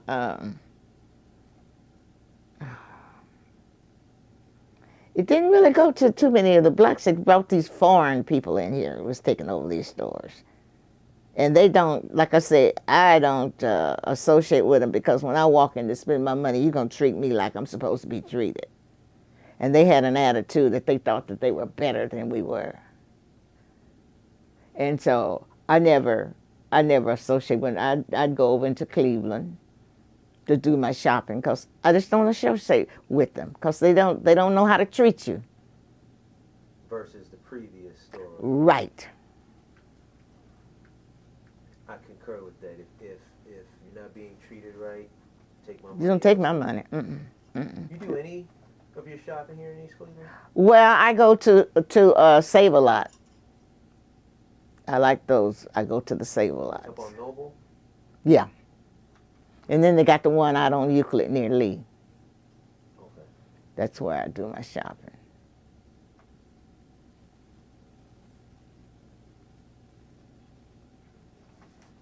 Okay, let's see.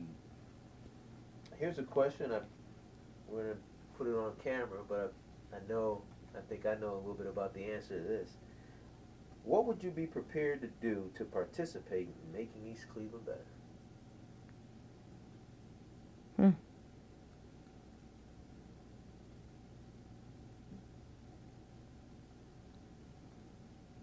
Well, just, you know, if I could talk to people, because I can get along with kids, with youngsters.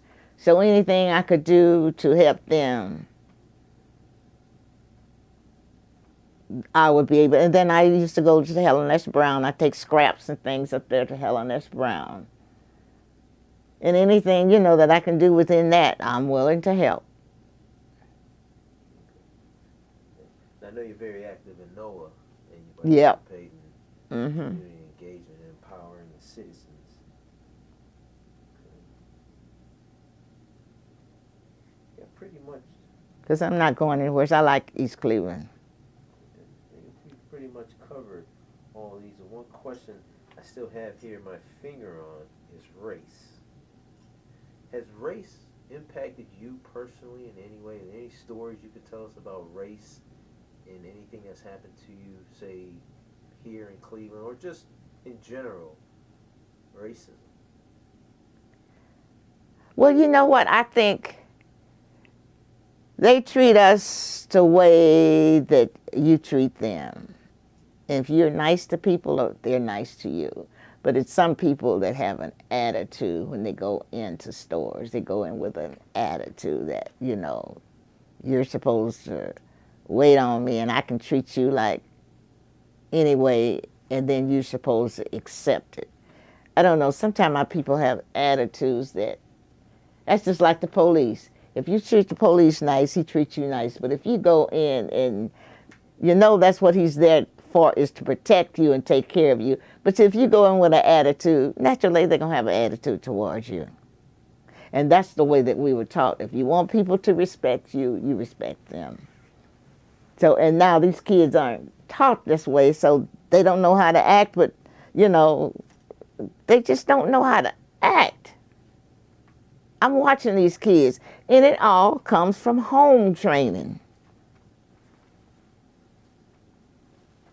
And I just don't understand.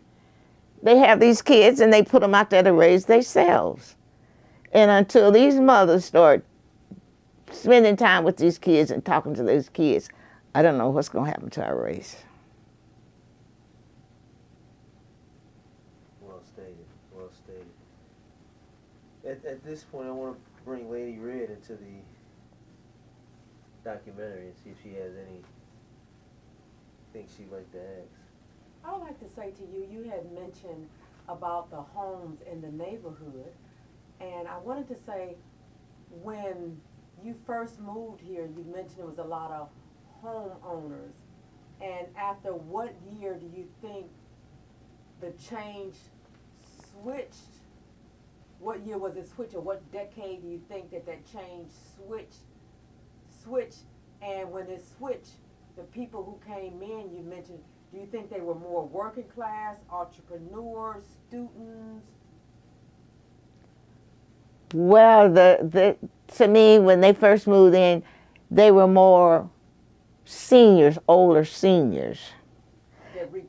That replaced the farmer tenants was here. Okay. So then after they had lived for a while and it got a little bit too much, that's when a lot of them rented and they went into senior living, senior buildings and things and gave it up. Okay. And also you did say that you were as an entrepreneur, you had your own business. Did you run into a lot of other people who had their own business on your street or close in your block?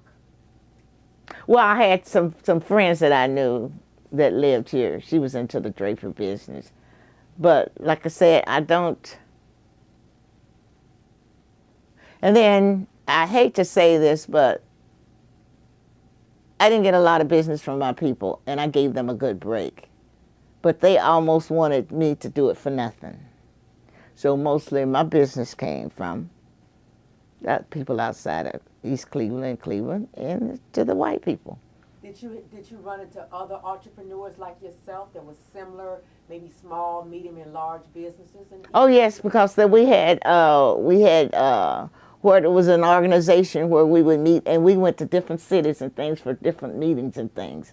Well, it was only me, and I got my girlfriend to go into it. So that's how I learned to venture out, by going to these meetings and things. So is the organization still around?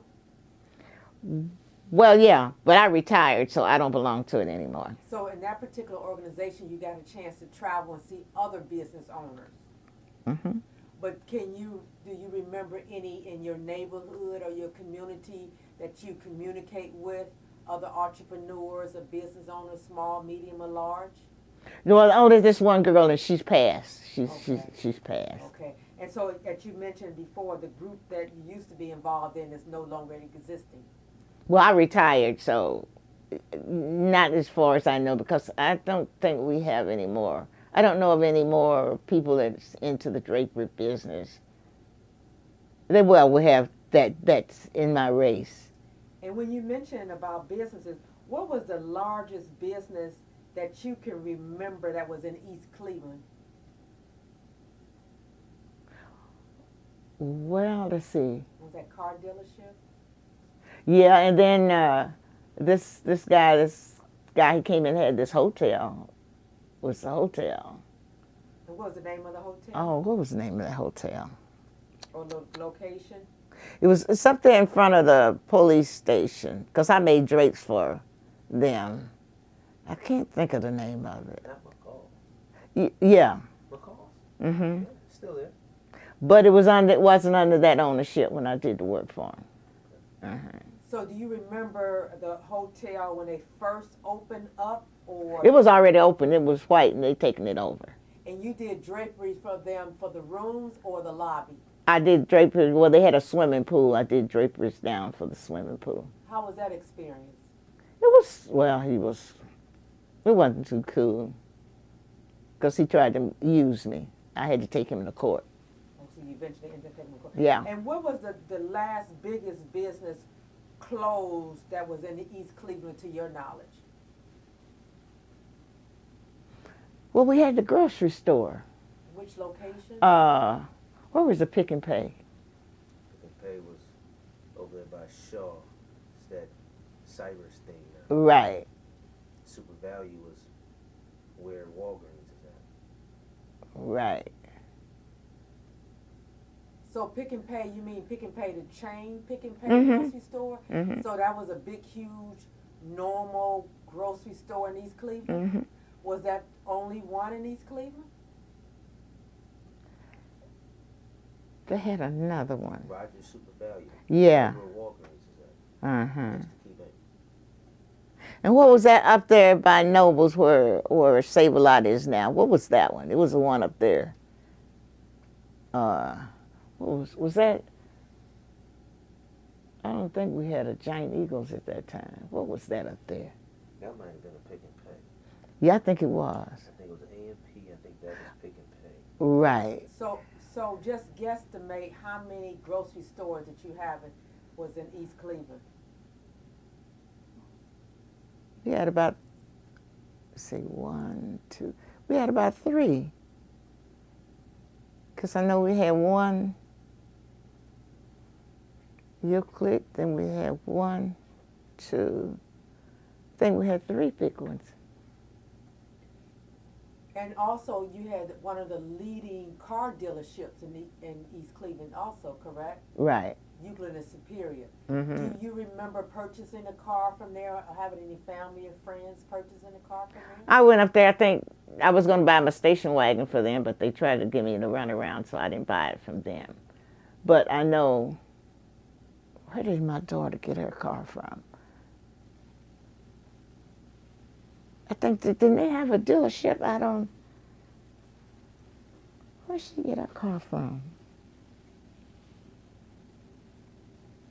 But she had a Buick. It was another dealership down on Hayden.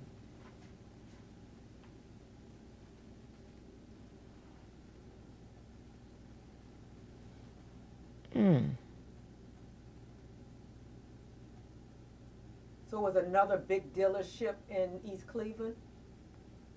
I'm trying to think if that was on East Cleveland, because it was over there off of.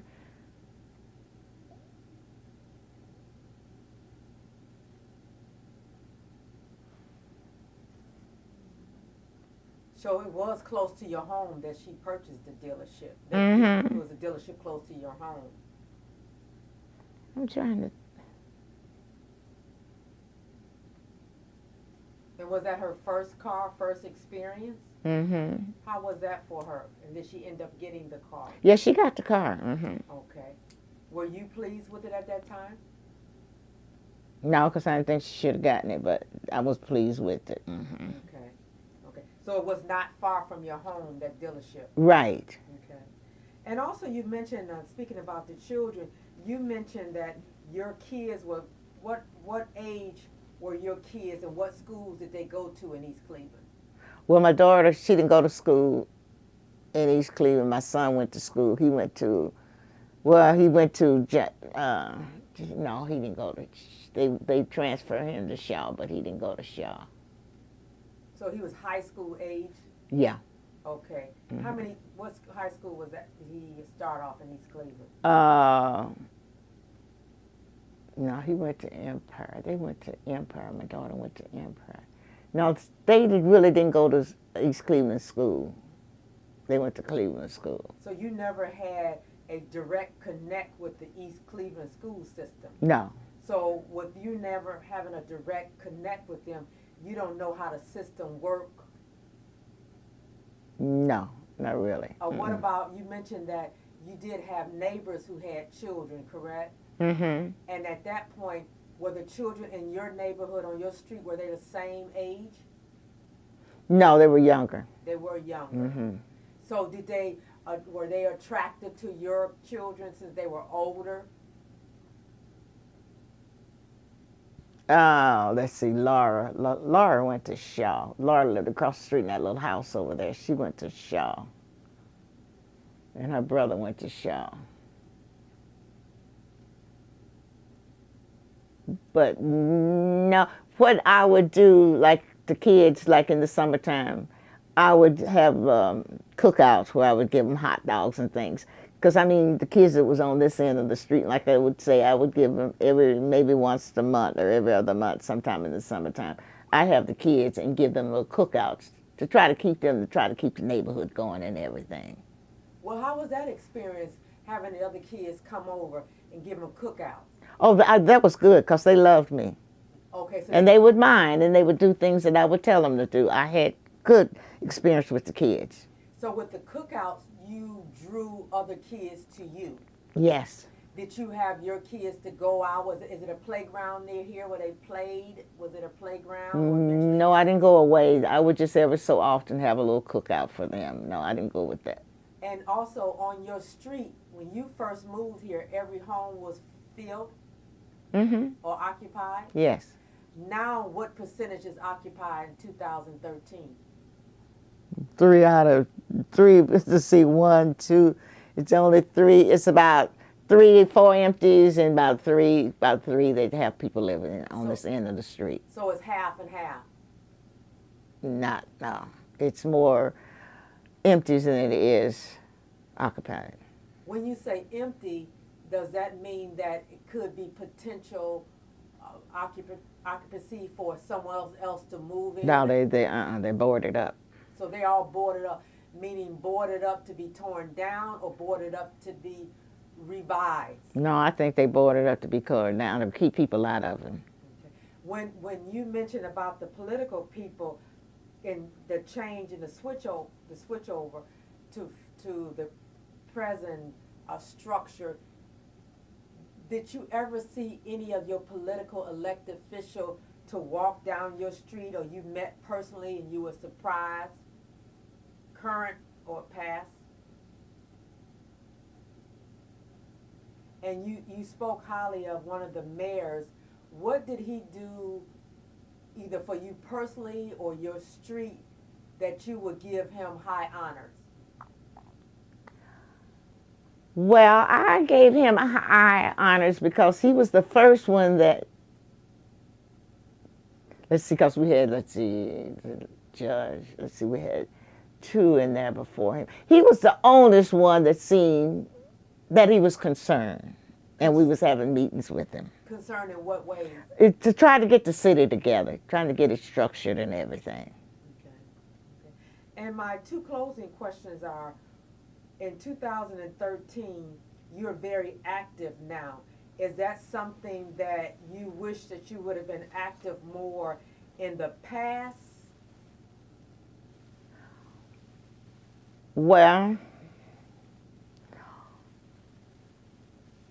I was very active with Mayor Onawa, so when the other ones come in, I just couldn't. They just didn't appeal to me as if they was trying to do anything for the city.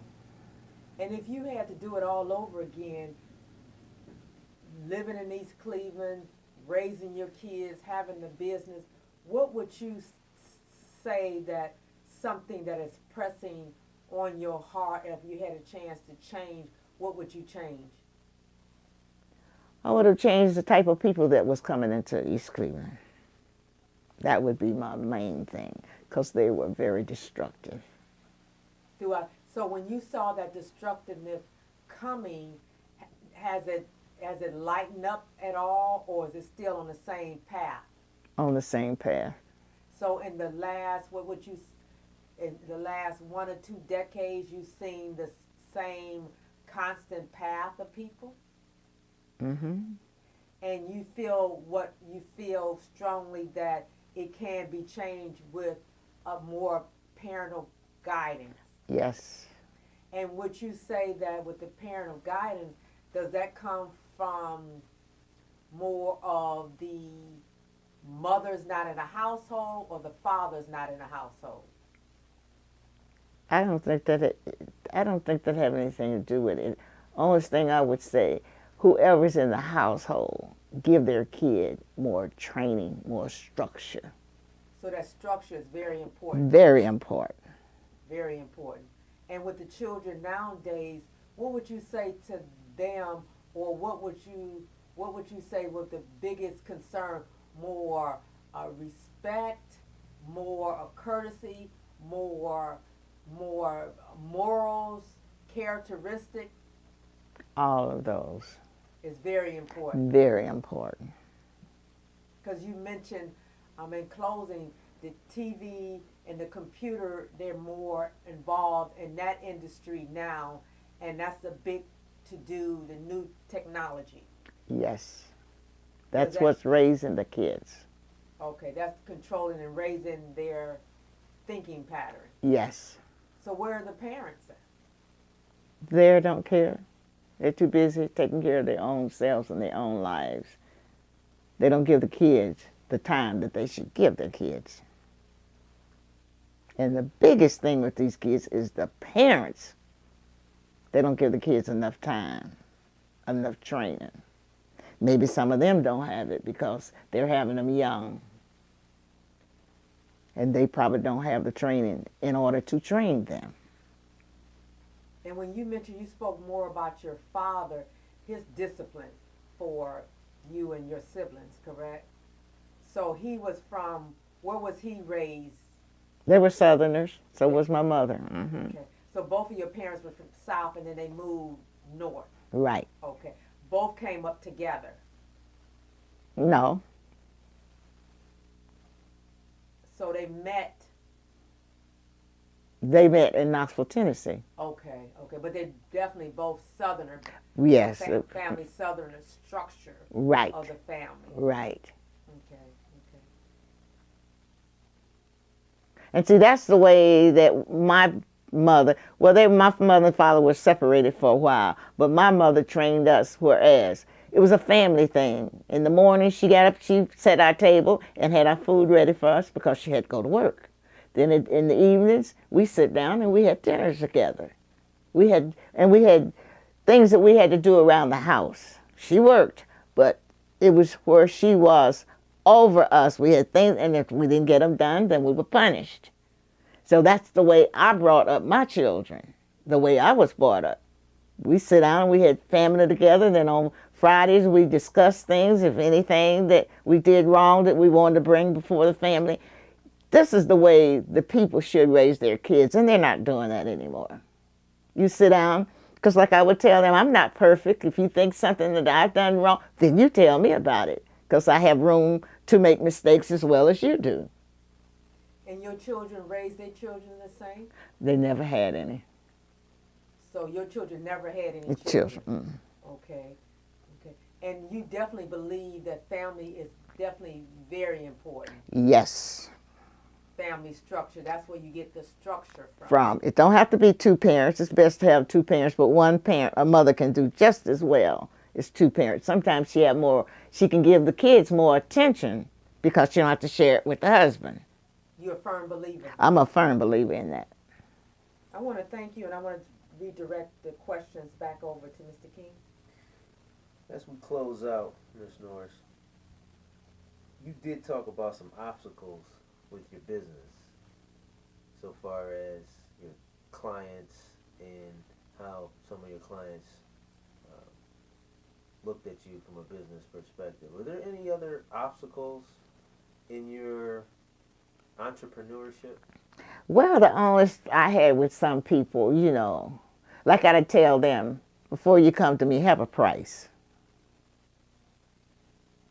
Because, see, I know what my price is, and I know what I can do and give them a good price. So if they come to me with a price, not be almost like half of what they were charging, then someone would say, well, can't you give me a better price? That would make me angry. I said, do you think I had to pay for my fabric and my thing? You don't want me to make any money? Now, if I can do half of the price you got, why are you going to ask me to give you a better price? And see, that would make me angry. Very angry. Because they, like I would say, well, you want me to do it for nothing? So that's the only problem that I had with some people. Okay. And that kind of separated who you did business with. That's right. And I would tell my customer, when you recommend me to them, make sure they know how I do my business. Because I say, because if they're going to try to come and sort of like saying, well, you're high, you're expensive, I don't want to be bothered with them. I say, so if you think it's the kind of person that I can't deal with, do not recommend them to me. Because that's mostly all my work was referral work. And how long would you say you were in business?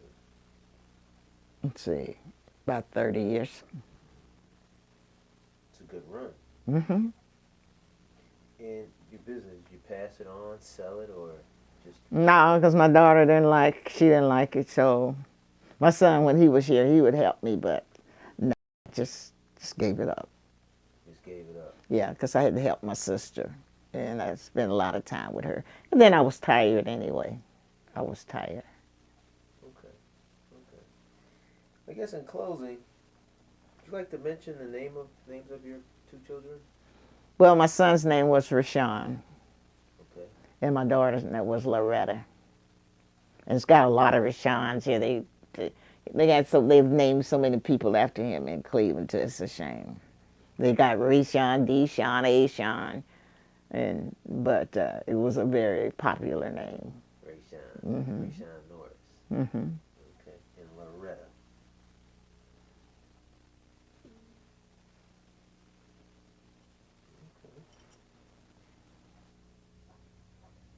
Is there anything else you'd like to tell us? No, I just want East Cleveland to because like I said, I'm here to stay, and I just want to try to get the city together and get people to cooperate and just have it looking like it was before. Okay. Is there any particular reason you like NOAA? I usually see you at the NOAA events and... Yeah, I like because, I mean, they're doing more to try to get things together, to try to get people in line and everything. And I like the way they explain things to you. And I just like the setup because they're trying to get things going together too. Positive. Mm-hmm. I like the organization very well. Okay, well, I guess that concludes for me. Ms. Norris, we'd like to thank you for your time today. Yeah, and y'all caught me at the wrong time. I didn't always have No, to you do look it. beautiful. Talking. You look beautiful. It was marvelous. Yeah, because I early, because he was in the service and run to the grocery store. And it says 8 o'clock in the morning. It said 80. I said, 80? At 8 o'clock in the morning. She said, oh yeah, it gets 120. I said, 120. It didn't get that hot in Austin, but we did get up to 112 a few times. Mm-hmm. So. Well, this was near Dallas, Texas, up in that part of it. The base was stationed. That was my first and last time. I said, it's too hot down here for me. It's hot there. Yeah. I mean, this has been, like, winter was a shock.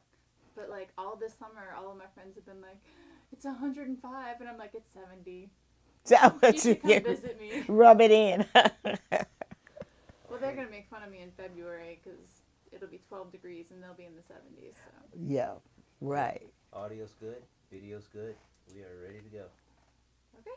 Are you ready? Mm-hmm. Okay. Go. Hi. How are you doing? I'm fine. This is Misty Lumine. I'm here with Brandon King for the Voicing in Action project. We're interviewing Mrs. Mariella Norris, also known as Patsy Norris. It is August 20th, 2013. So we're going to start with something pretty broad. Can you tell me about yourself and the history of your family? Well, I had 3 brothers and 1 sister. My mother had 5 children. And I was born in Knoxville, Tennessee. Then at the age of 12, I moved to Cincinnati, Ohio. And that's where I went to school. Then after that, I married, and he was a soldier. So I traveled quite a bit. And then I decided I came to Cleveland. My mother moved to Cleveland, and I moved to Cleveland. And I've been here ever since. I like Cleveland. Okay, what year were you born in? 1924.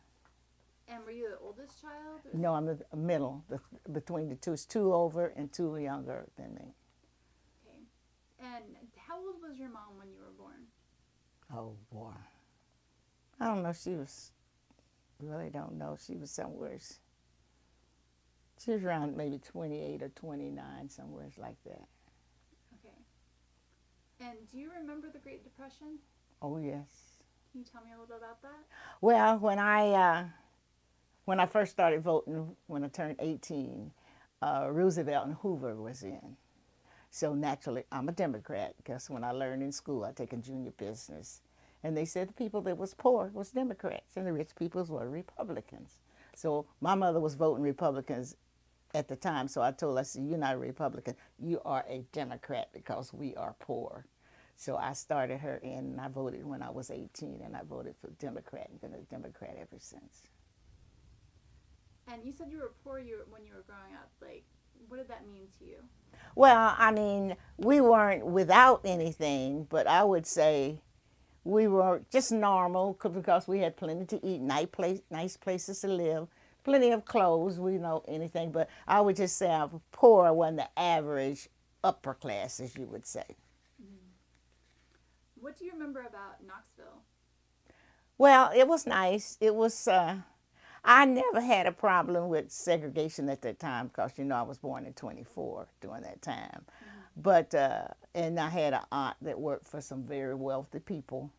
And I would go out there and play with the kids in the summer when my school was out. I would go. So I was just treated like I was one of them. So I never knew too much about it because when I would go shopping, we had to go and sit in the back of the bus. But usually the bus that we were on was from our neighborhood. So once we got into that. So, and I mean, I was always treated a little different because the people would come up to me and ask my mother, is that your daughter? I don't know. I guess I looked different at the time. And because I had a lot of hair and it was curly and I had funny eyes and everything. So, and they treated me, I never could tell the difference of segregation because they always treated me nice. And I would go with my aunt and play with the kids and I didn't feel it in a sense, but I knew it was there.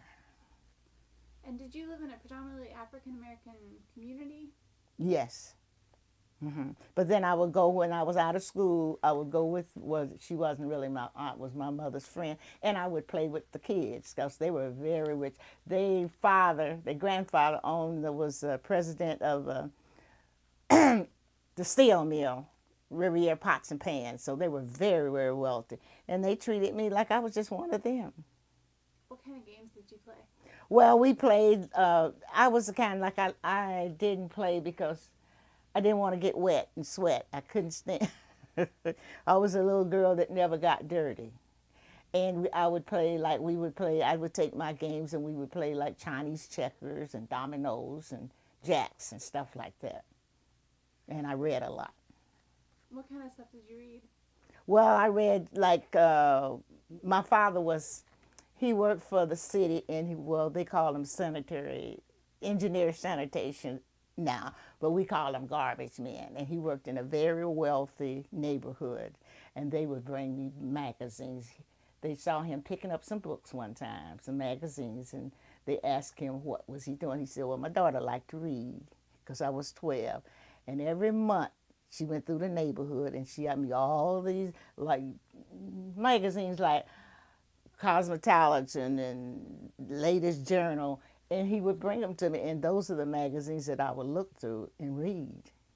And my sister would help me reading because I was only 12, and so she would help me. But the more or less, I liked to look at the pictures. And do you think that impacted your choice to become an interior designer? Yes. Mm-hmm. Great. So when you moved to Cincinnati, you were 12 years old. Uh-huh. You said you started going to school then. Did you go to school before? No, I went to school in Knoxville. Mm-hmm. Okay. Mm-hmm. How was the school in Cincinnati different than the school in Knoxville? Well, not too much of a difference because I went to a mixed school. First, when I went there, I went to a predominant African-American school. Then when I went into high school, I went into a mixed school. So it was nice because they were going to a trade school. Well, I wanted to go to college, didn't make it, but I had to go to a high school, and it was mixed. It was very nice. They treated me no different than anybody else. And so that was in the late 30s? That was in the late 30s, the early 40s. And so that was in Cincinnati as well? Yeah. Mm-hmm. And was there any tension between, was it just African American and white kids, or were there other ethnicities there? No, I don't remember at that time. I don't think so. Okay. Uh-huh. And do you remember if it was like Italians or Jewish people? No, I don't remember them being at the school. So, but was there tension? What do you mean? Like, was there any, like, you said that when you were younger you knew there was segregation, but you didn't really feel it? Like, That was when I was in Knoxville. Right. Mhm. So in Cincinnati, did you feel like there was kind of a separateness, or like a... As far as living conditions, yeah. Mm-hmm. Mm-hmm. So, when you moved to Cincinnati, you moved with your siblings and your parents? I moved with, well, see what had happened when we were in Knoxville, my mother and father was separated. And I remember seeing him, I guess I was about 5 or 6 years old. He came through Knoxville. And I can remember him saying that he worked for the city and he was from Cincinnati, Ohio. So my mother spanked me one time, and I thought that she shouldn't have.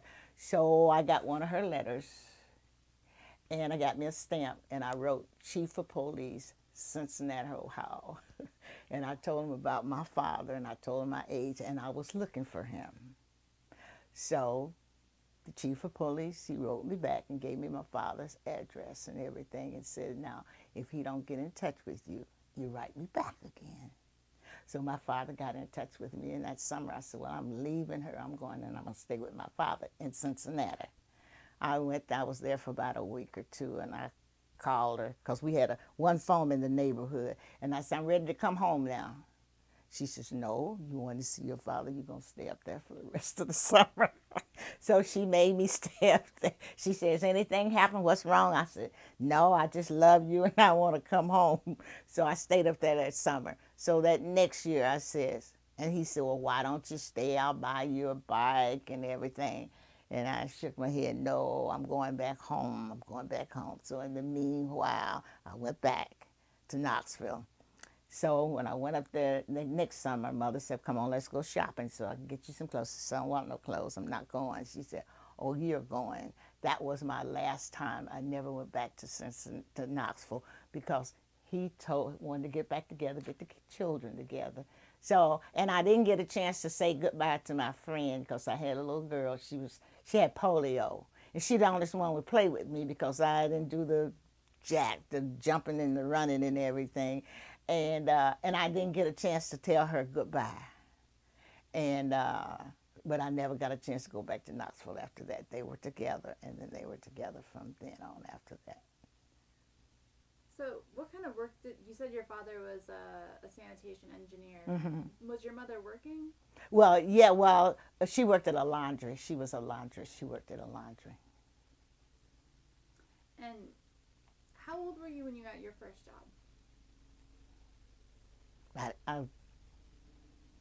Let's see. I was about 19. I had learned, for some reason, my mother said when she was carrying me, I don't know whether this is true or not, that she wanted a sewing machine, and she started sewing. So it was always, when I was little, I always sewed. And so I don't know if I got it through her with her sewing or what, but because I've never had sewing in school. I taught myself. I'm self-taught. Did you make your own clothes? Made my own clothes. I made all drapery. Well, I did go and work in a shop to learn how to put the draperies and everything together. Then I got it on my own. I put my machines in my basement, and I started making my own drapes. So, what did you do after high school? You said that you wanted to go to college. I married because they wanted me. I wanted to go south to a black college, and my father said no. I was going to the University of Cincinnati, so I said no, and he never said no to me. So I jumped up and got married because I just didn't want to go to the University of Cincinnati. I wanted to go back south. So I never got a chance to graduate and go to college. Well, can you tell me about the courtship with your husband? Well, he was like a friend of mine. Oh, he was somebody I just didn't like. And the fella that I called my boyfriend, we were going to get married when we got out of high school because I was a virgin. I wasn't going to go through all those things that the girls went through. But He didn't want to get married. He said, well, we'll marry when we get out of high school, like we said. So I met this guy. He was older. And he said, well, let's get married. I said, well, then I'd marry because I just didn't want my father. I wanted to go south to school, and he was going to make me go to the University of Cincinnati. So I got married. How old were you? 18. I was 17, almost 18 when I got married. And were you able to go south with your husband? No, he lived there in Cincinnati.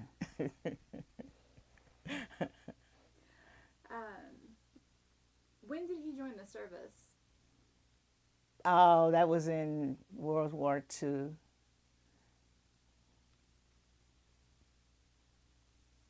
That was like we were only married maybe a month. We married, and then he had to go away to service. But that was back in 42. So, was he serving in Europe or in Asia? Well, that was World War II. They were over in, where were they at?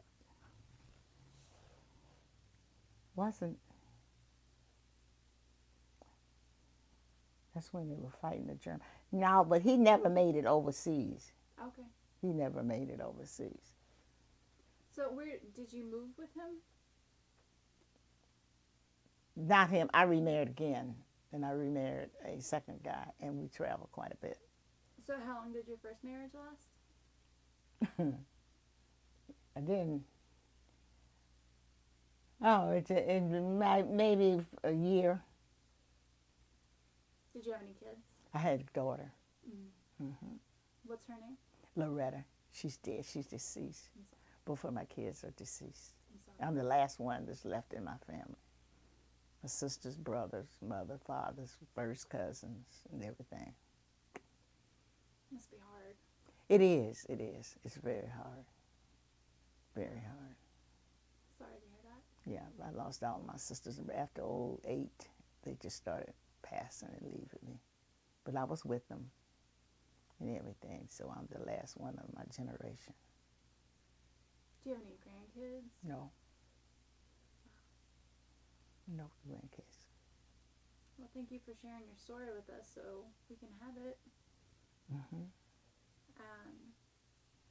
So how old were you when you remarried?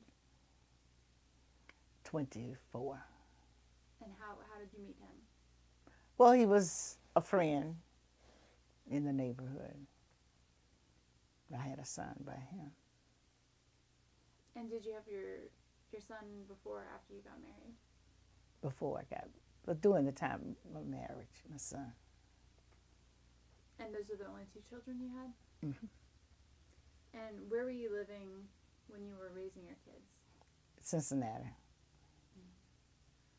So when did you, your second husband was also in the service? Oh yeah, we lived a lot in Michigan. Okay. So in Detroit or? Well, it's on the suburbs on the outside of Detroit where they had the space. Mount Clemens. And so at that time, were you still acting as a seamstress? Oh yes. Mm-hmm. That's the way I made my living. Dressmaking. So what kind of clients did you have? Oh well, I had a lot of the officers' wives and their second command of the base. I had nice clients, and I never had dressmaking in school. And was it so the military at that point was integrated, right? Yeah. Mm-hmm. So were your clients like also white and black? Right. Mostly whites because blacks didn't want to pay me my price. They said I was high, but I wasn't high. But then I had a few that I did for, but it was mostly officers' wives. Mm-hmm. Oh, so officers' wives. Mm-hmm. And did you ever feel like, was your husband an officer or was he No. enlisted? He was a career man, but he just couldn't hold his stripes and things. And how long were you married? Oh, we were together about 10 years. So, how, I guess did he die or were you separated? No, I separated because he wasn't the right kind of father that I wanted. He'd been in the service. He'd been in some battles, and he drank a lot. And I just didn't want my kids growing up around him. So that's one reason why we came back to Cleveland. So had you lived in Cleveland before you moved to Michigan? Mm-hmm. And you moved to Cleveland initially because your mom moved here? Right. Okay. Was anybody else in your family? Did they move to? My sister was here. Mm-hmm. So when you moved back to Cleveland, what part? Did you move to East Cleveland? Or did you No, I moved in Cleveland for about, I guess it was about, wasn't within a year. And then I saved my money because I was getting an allotment check. I saved my money. And then I've been in this house ever since. Oh, okay. Mm-hmm. What year was that? Do you remember what year that was? Oh, I moved here, it was like in February, March. In 64.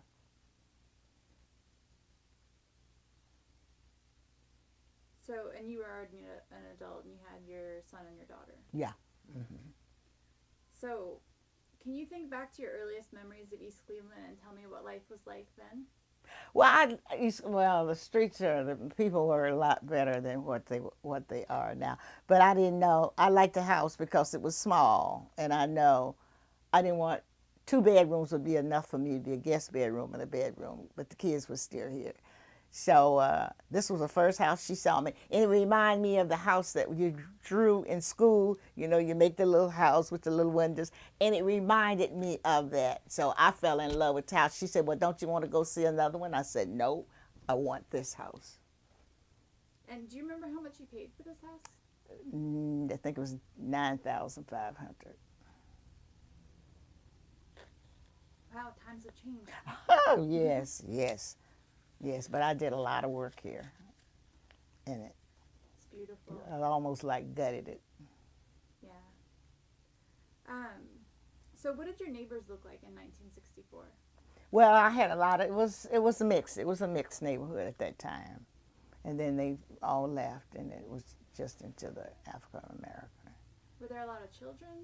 It was a little few, it was more children. I didn't know it was this many 2-family houses on this street. But I liked it because it was a dead end. And I had my son, and I know it wouldn't be a lot of traffic. And that's how I fell in love with it. But then after the owners moved out, then they rented it, and then they rented it to some, people that just didn't take care of the property. That's why the property went down. So, just give us a second while the train goes. Yeah. And I like that. My son, I make him, if he wouldn't do all his duties and things, then he couldn't sit out here and watch the train. And it was one that passed by, it was around this time. And they saw him, and he would wave at him, so they would blow their horn when they were farther down. So if he was doing anything, he'd run. And then the engineer, he knew the engineer, and because he had his little train set. And then the dining car, they all would wave at him, but if he didn't get his detail done, he couldn't do it. So that's one way. Last time he came before he passed, you couldn't see the train because of all the weeds and everything, and he was really disappointed.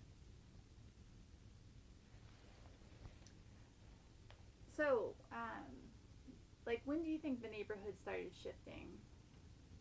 Oh, maybe about 7 years after I left, because they started moving out, and then they started putting the people in, and they were the right kind, they were the wrong kind of. They was just people that didn't care, had no responsibilities for us taking care of a house is concerned. So they the ones they just destroyed East Cleveland.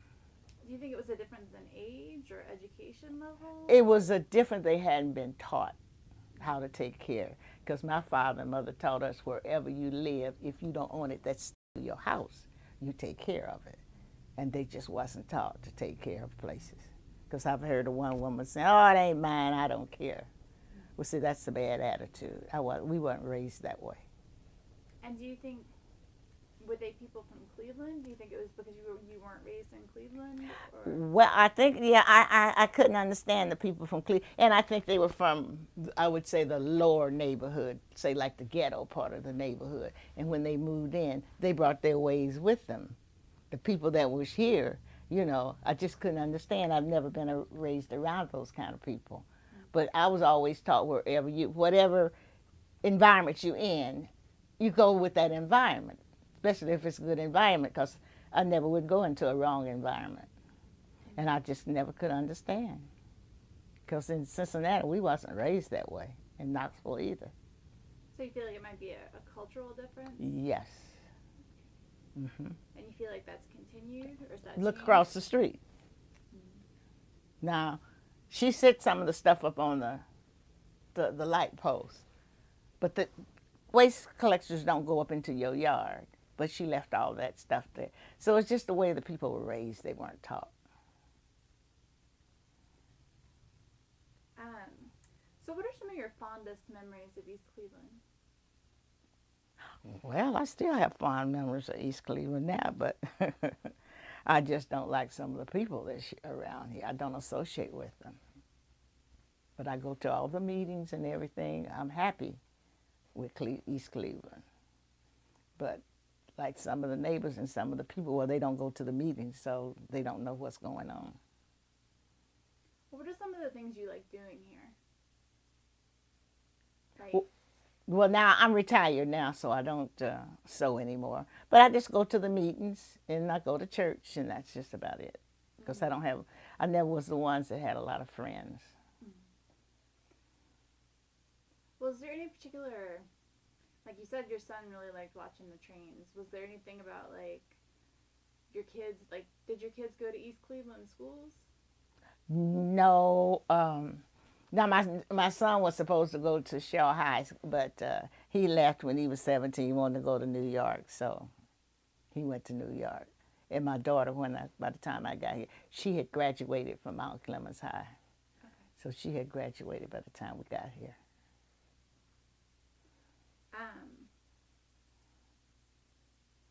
Do you remember any of the shops? Like people specifically talk about like Mary's Sweet Shop. Was there any particular shop that you liked going to, or? I don't know. They used to have a little grocery store up on the corner that we went to. And they had a movie here when I first moved here. They had a movie. And I don't know. It was something I liked about East Cleveland. When the William brought me over here, it seemed like it was going to be a small community, what I was used to living to in Knoxville, Tennessee. That's why I chose East Cleveland. Okay. So, but still close enough to your mom. Right, because they were in Cleveland. Did you have any other relationships with men after your second marriage? Well, yes, I had some relationships. Mostly people, they didn't stay around here. I mostly dated the fella back from Cincinnati. What we were supposed to get married and didn't.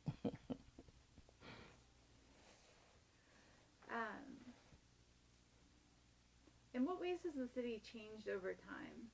We kind of talked about this, but specifically, like, do you have concrete ways the city's changed over time?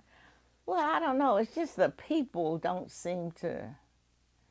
They're renting, and they just don't seem to care. Because we were raised the way we were raised, wherever you live, that's your home, and you take care of it.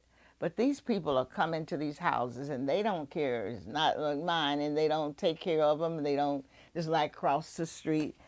And my father would paint our houses and wallpaper. I mean, we lived like clean, decent. And when I moved to Cleveland, I just couldn't understand the people in Cleveland. They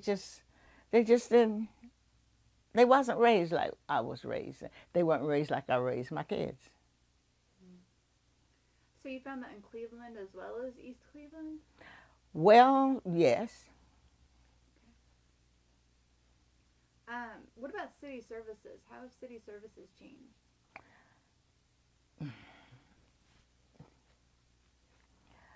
Well, it's changed. But because the services, I don't think it's more or less they change. The people just don't take care of their property and do the things that they're supposed to do. But what about like keeping up the streets? I mean, the city's responsible for that, right? Well, yeah, but all these empty houses, from here down, I keep the paper and stuff. I pick that up myself. But the people that's living in those houses, I don't go and do that. Mm-hmm. But, well, the services is cut because they cut the services. They cut the services and the police department. It was good before then, but they cut the services. And how recently was that? It's been about a year ago. So when you talk about the change, the people coming in that weren't taking care of the property, did they look different than the people that had been leaving? Yes, they look like, well, let me see how I can explain. You could tell that they were a poor class of people. That's all I can say. You can tell by the way they dress, the way they act. So, I think I asked this earlier. Could you tell that there was an age difference? Did it seem like younger people were moving in, or was it older people that were coming in? Well, when the older people were buying the houses, then they would, I guess, they would retire, and then they would rent the houses out. And this is what the ones that was destroying them, the younger people. Mm-hmm. So was it like families, like people with small children, or Mostly with small children, or just young people, you know, kind of wild, I would say. Mm-hmm. All right, we're gonna shift a little bit. How has race or racism impacted you personally? It doesn't matter to me about the race. It's the way that the people act. I judge people not by the race, but by the way they act and carry themselves. Mm-hmm. Were you active in the civil rights movement? No. No. Do you remember anything about Martin Luther King? Like, do you remember Yes. where he was when he was assassinated? Mm-hmm. Can you tell me about that day? That day I was down in the basement, and he had been through here because my daughter, she was very active in all of that. And I was down in the basement when I heard it. And it was a guy, he was a decorator, I was doing work for him.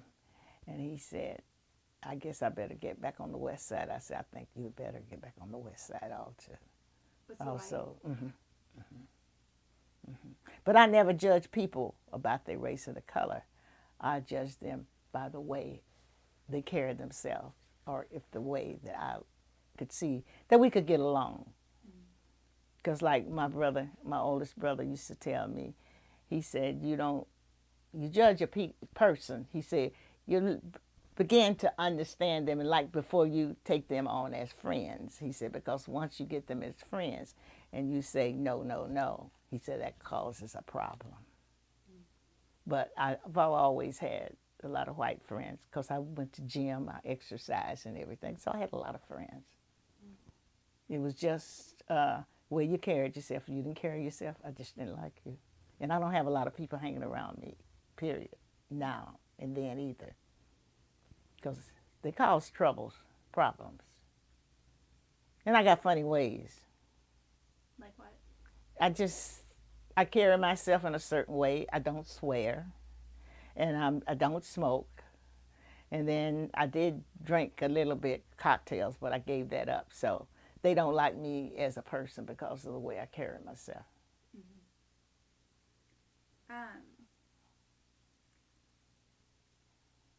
So your daughter was active in the civil rights movement, but you said you registered to vote when you were 18. That wasn't, you didn't have any problems registering in Tennessee? No, that was in Or Cincinnati. Mm-hmm. Mm-hmm. Okay. And you still vote? Oh, yes. Mm-hmm. I'm still a Democrat.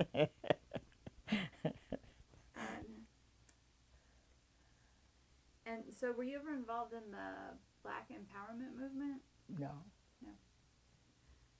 So do you feel Do you identify as African American? No, because my grandmother was an Indian, and she had 2 children by a white man. So my grandfather was mixed. So I'm a mix. I classify myself as a mixed race.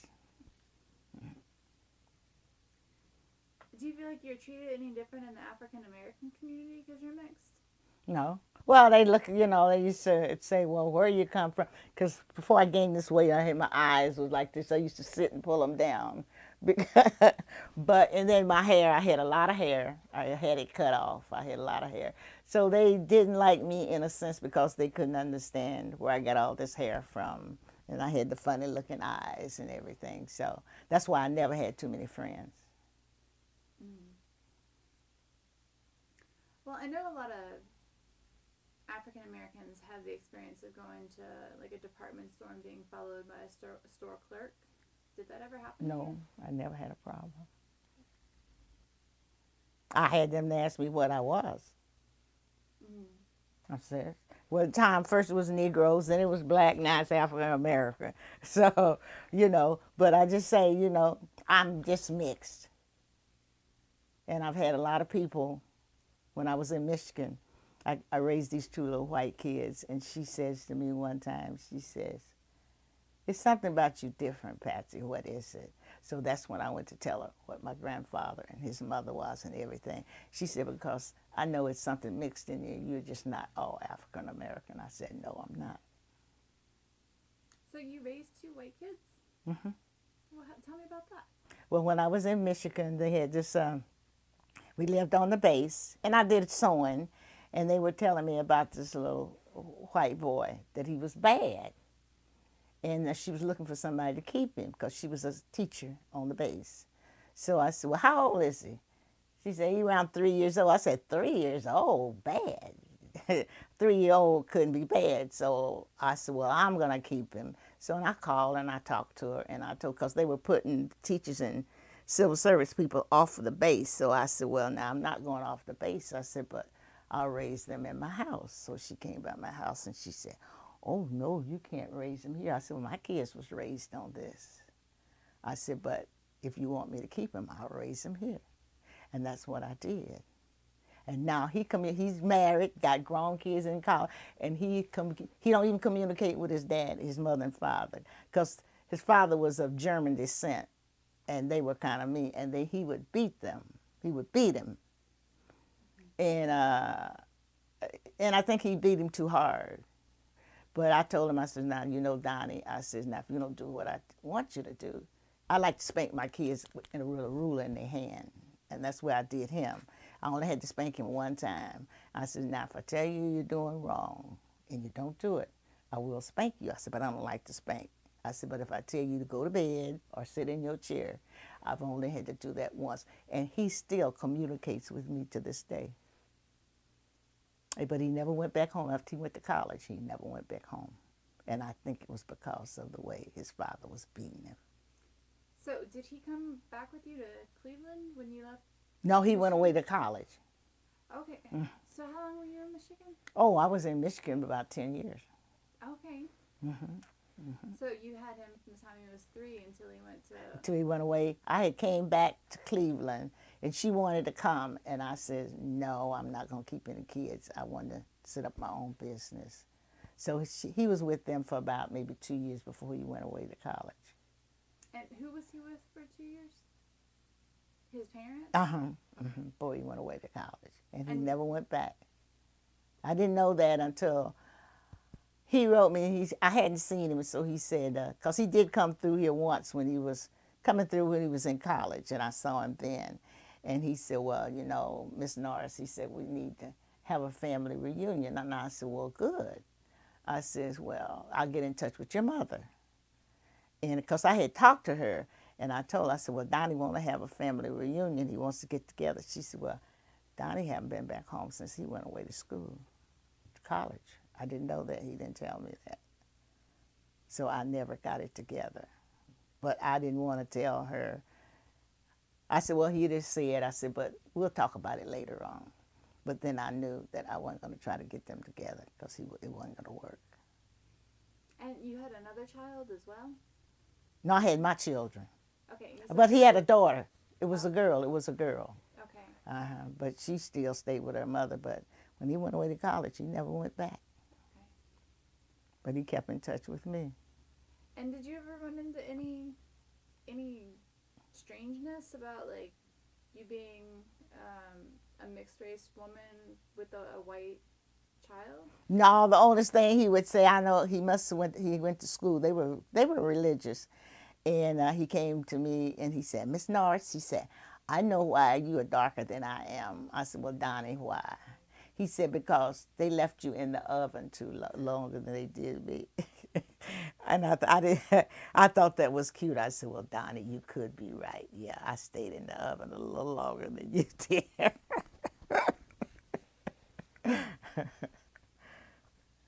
Do you remember the Huff or the Glenville riots? Yep, I was staying over here then. Mm-hmm. Can you talk about that? Well, I didn't know too much about it, but my daughter, it was some of the, I guess the guards, because she brought a couple of them over here, and I fed them and gave them some water, because she was the kind. Well, she always went to mixed school. She never went to an all-black school, and I don't know, but I can understand, you know, but people, like I said, if you don't, I don't know, it was something different about people here in Cleveland. I could never understand the kids. They wasn't raised like I had raised my kids. And it was kind of hard for me to adjust to them. Because like I tell my kids, if you go out there in the street and you see some paper, I said, pick it up. And I said, you tell your friends, do not. I said, say your mother. Don't ever say you. Say, don't throw no paper around the house or in the. So, I mean, they were raised different. It was just something, I don't know. I couldn't. I'm a loner. I don't have too many friends, period. Because I can't understand people. But, okay.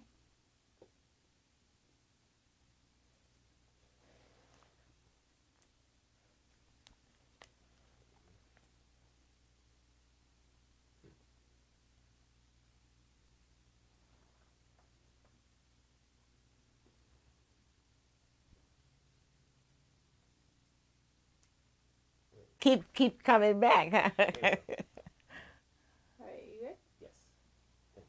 Is it recording? Mm-hmm. Okay. So we were talking about the riots, but more generally, do you ever worry about violence in your neighborhood?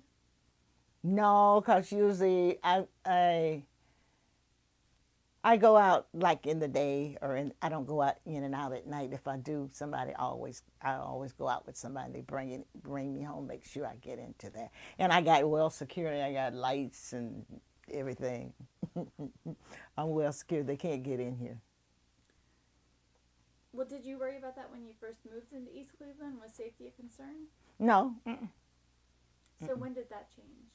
It was like when the old neighborhood, they moved out and they were renting to people. And then that's when it really became a problem with the younger people hanging around, young fellas and things hanging around. So specifically young men? Yeah, they hang around, yeah. They just, I don't know.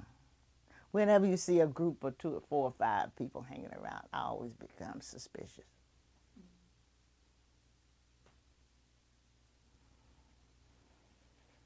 So how has race or racism impacted the city of East Cleveland? I don't know. It's not so much of that. It's just the people that they're bringing in. They just, I don't know. They don't care. Mm-hmm. Well, do you feel like, I mean, East Cleveland is between 95 and 98% African American, right? It is it now at this point, yeah. Do you feel like East Cleveland as a city gets treated differently than like Shaker Heights or Cleveland Heights, where there's not that large of a population of African Americans? I think it's because of the type of people that's living here. So not race-based, but not. I don't think it's race based. It's the type of people that's moving into East Cleveland. So do you feel like it might be class based? To me, I think it is. To me, it is. So more of economic. It's a lower class than Stitter, and they don't care. It's people just don't care. They're renting, and it's. I've heard people say, "Well, it's not mine," so they don't care because it's not theirs. But see, we were taught wherever you live, that's your home, whether you own it or not. You take care of it. You treat it like you're living there. And this is the way I taught my children. Well, do you feel like that perception has hurt East Cleveland? Like how the rest of Cleveland or how the rest of the region views East Cleveland? Do you feel like it's damaged? As lower. I think they view us as lower class. Because my friends tell me, oh, they moved out. I say, look, you can pay that high rent on an apartment. I said, but this is my house. I'm not going anywhere. When I leave, I'll be having a place in the ground. I'm not going anywhere. I said, but you can run all you want to. I said, but it's people going to go wherever you are, good and bad. I said, but I'm not going to run. I said, I'm not the kind, I don't like a whole lot of neighbors. I never did. My father always said, always have you one good friend, but have your friends away from where you live. And I've learned that over the years, and I taught my kids the same thing. You can have one or two friends around the neighborhood, but that's it. Have your friends away where you go see them, and they will have to come to see you. But they can't run in and out of your house at all times. And I'm just that kind of person. So were you ever involved in like a street club or a neighborhood association? And once we had a street club. When I first moved out here, we had one. And how effective was that? Well, then when the people that had moved in around the same time I did left, then it was a different, younger people coming in. And I just didn't like the way, I just can't communicate. I can't understand them. So then that's when the street club broke up. Okay. So now I have a question about inequality, but let me give you a sense of what I'm talking about. So inequality in its most basic sense means variability. When used to describe relationships, inequality talks about unequal access to political, social, or material resources, opportunities, or rewards based on specific characteristics such as race, gender, age, physical or mental ability, sexual orientation, religion, class, geographic region, or economic status. So we're talking about inequality really broadly. So racism is like one form of inequality. Do you feel like inequality has impacted you personally? You mean me as a person? Huh? No, because I've always chose my friends very wisely. I've never had a lot of them.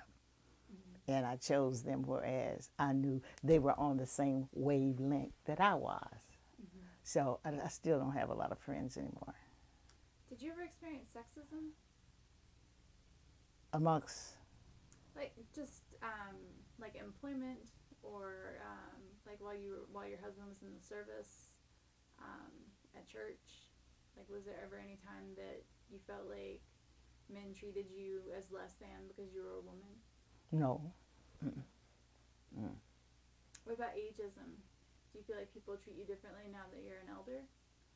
A lot of people don't think I'm elderly. Do you feel like an elder? Nope. What about being a single mother? Do you feel like people ever treated you differently for being a single mother? Well, no, in a sense, because I was raised with my kids. We did things together, you know. I didn't let them run the streets or play with other kids too much. We did things together as a family. So they didn't like me for that, but I never come in contact with them because I raised my kids the way I wanted to raise them, and they didn't. See, I don't like foul language, and I didn't smoke, and I didn't drink. So it was a thing where they thought I was better than they were, but it wasn't that. Like I tell them, I just don't do those things, and I can't be around it.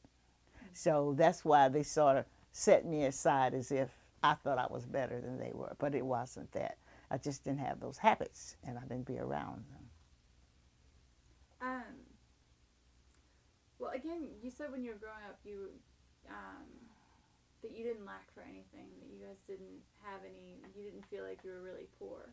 But do you feel like people might have treated you differently because of your economic status? No, because we were around in the neighborhood. My mother always made sure that we were in a nice neighborhood. Now that she'd get a big house, maybe she'd have a lady roomer to help her with the house, but she always kept us in nice neighborhoods when we were growing up. And what about being a Democrat? Do you feel like, have you ever been in an area where being a Democrat was less popular? No, because I try to pick my friends. No. Okay. So, thinking about the definition of inequality, though, like that you may not have experienced it personally, but do you think it's impacted the city of East Cleveland, especially considering like economic status? Do you think that's impacted East Cleveland? Yes, because with it's like this girl in this house next door. She bought that house, and she was putting in water tanks and cabinets and things. And I told her, I said, watch who you put into that house. I said, make sure you watch who you put in there. But she didn't, like the woman across the street. She let her in there. She tore up this house across the street, and she let her in her house. So I just shook my head, and it went down. I don't know. I guess she might have walked away from it, but she spent a lot of money in that house to get it together. But then she didn't watch who she put in there, and they messed it up. So it's about the type of people that you pick. I don't think it's a racial thing, because it's good and bad in all races. But it's a thing as a lot of our people haven't been raised right, and they're very destructive. So those are the people you watch out for. Do you feel like East Cleveland has access to all of the things that other surrounding cities have access to? Do you feel like they have access to the same kinds of federal grants, the same kind of government help? I don't think so now, because the people that's living here now, and the few that's been here for years, it's not enough of us. So it's not enough to fight for it. And the people that's moving in, they just don't care. Can you recollect a memory or instance when the community fought for something? I fight all the time. The woman up the neighbor on the corner, she's been here as long as I have, and she's always asking me, Patsy, Patsy, take care of it, get them, and, you know. But she never goes to the meetings or nothing with me. So, but I still, like I said, I like East Cleveland. I'm not going anywhere. That's why I go to all the meetings and everything, because I just love the little place. So when you said the meetings, are you talking about the council meetings, school board meetings? Like No, I don't. I go to the council. I don't go to the school board meetings because I don't have anybody in school, you know. But the council meetings? Yeah. What about the library board? No. Like NOAA meetings? No. Yeah. Oh yeah, I go to NOAA meetings. Oh yes. Okay. Mm-hmm. Can you tell me a little bit about your involvement in NOAA? Well, we're trying to get the city together, but I don't know. It's too many of the young, worthless people that's moving in here. That's the only thing I can say. Those are the people that's destroying the city, because they don't care. Do you think they can change? Yeah, they change whoever they renting these houses to. Like I always told a girlfriend of mine, I said, but when you rent a house, why don't you go to this person's house and see how they're living? I said, then you would know what they're going to do to your house, how they're going to take care of your house. And I don't think people are doing this. And then they said, you know, they got this law as equal rights, and you can't, these laws and things are coming out, and it's hard to separate. But the people that are renting, the people that you said that are not taking care of their property, do you think they can change? Well, they're not taking care of it because the people they're renting to is destroying it. But the people destroying the property, do you think that they can change? Do you think that they could get involved somehow, like somehow they might care about things? The way they've been raised, no.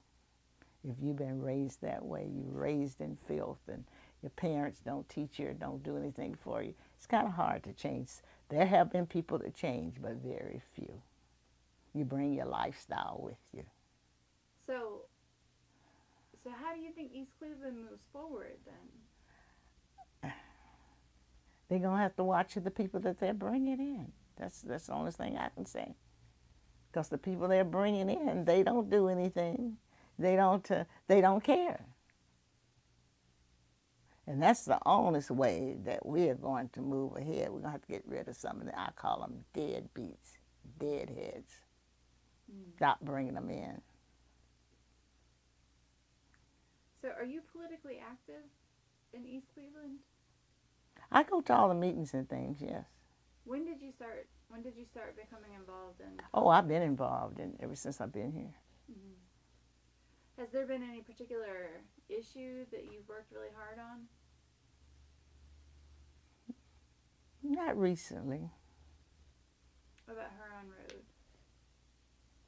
Well, my daughter got her training from here in Road Hospital.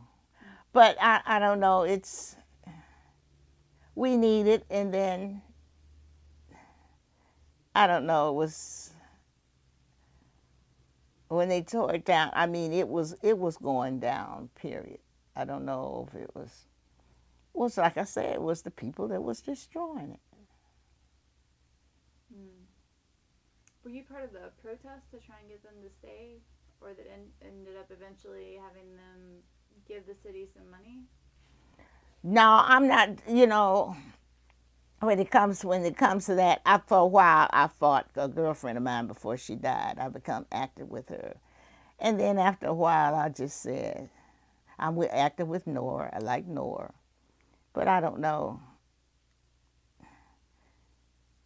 It's just the people. You only have a few good people, and the rest of them is the ones that don't care, that's destroying it. And in order not to, like I tell a person, if you're going to rent a house to a person, you're supposed to come and see about it. You just don't rent it and take the money. Now, this stuff has been in this yard for a month. Now, if I rented a house, I would come by and look after it and take care of it. And they couldn't do that. But see, if you rent a house and don't come and look at it, or don't see, even if you don't look at the inside of it, look at the outside of it. That don't make sense. See, so they don't take care of their property. Well, you were here when they changed from the city manager and commissioner to the mayor council form of government, right? Right. Did you take part in that debate? Which side did you follow? Well, I was with this girl. She was very active. And like she was saying, the city is not big enough. We don't need mayors, and we don't need council people. And I went along with that. And now that we have, she said, because the community isn't, she was very active. She passed. And I voted against it. Keep the commissioners. But they wanted to bring them in and bring the mayors. And these council people don't do anything, because the one here, if she would come and see the street, it wouldn't be looking like it's looked. I used to communicate with her, but it got to a point when I would tell her something, if you don't come and look and see what's going on in the street, why should I bother with you? What ward are you in? What ward am I in? 11, I think it is. I used to talk to her. I don't talk to her anymore.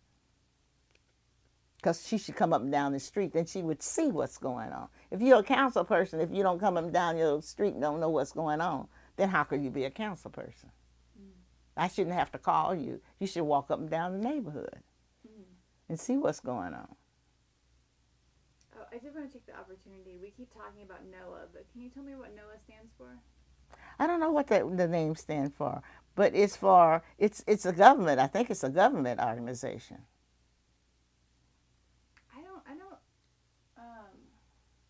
I think it's actually a nonprofit. It's nonprofit. Yeah, I don't think it's government. I think it's community organizing. Right. So, okay. I think it's Northeast Ohio Alliance for Hope. Right. Okay. Right.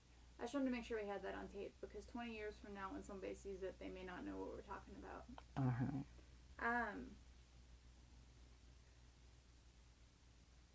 So, how have the surrounding institutions and cities impacted East Cleveland?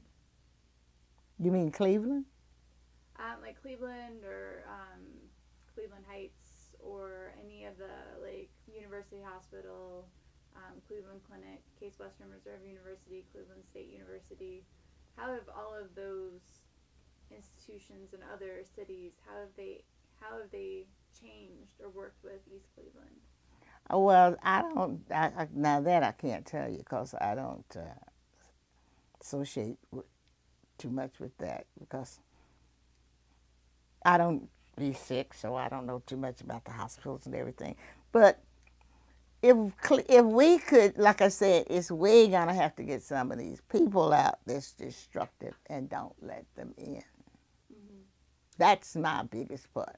Well, what about University Circle? I mean, it seems like they're moving the new houses the condos they just built for Circle East. Mm-hmm. Like, does it seem to you like University Circle is kind of pushing towards East Cleveland? Well, honest thing I can say, they have better people that care for the city and these houses that they don't own. That's the honest thing I can say. It's the people that's destructive. So you feel like an influx of new people would be helpful? Get some of these old ones out and put some new ones in. Okay. So what is your vision for the future of East Cleveland? Well, I hope it grows. I hope it grows. And it can. But we're going to have to let better people in here and keep some of these people out of here. So, it can grow. But it's all about the people are being destructive. Mm-hmm. Well, can you tell me about other major issues that need addressing in order to better your neighborhood, community, and city? Well, like I said, it's not so much about the issues and things. It's so much about the people that you're letting in here. Mm-hmm. That's my biggest thing. So, check the background of the people that you're letting in here. What would you be prepared to do to participate in making East Cleveland better? Whatever.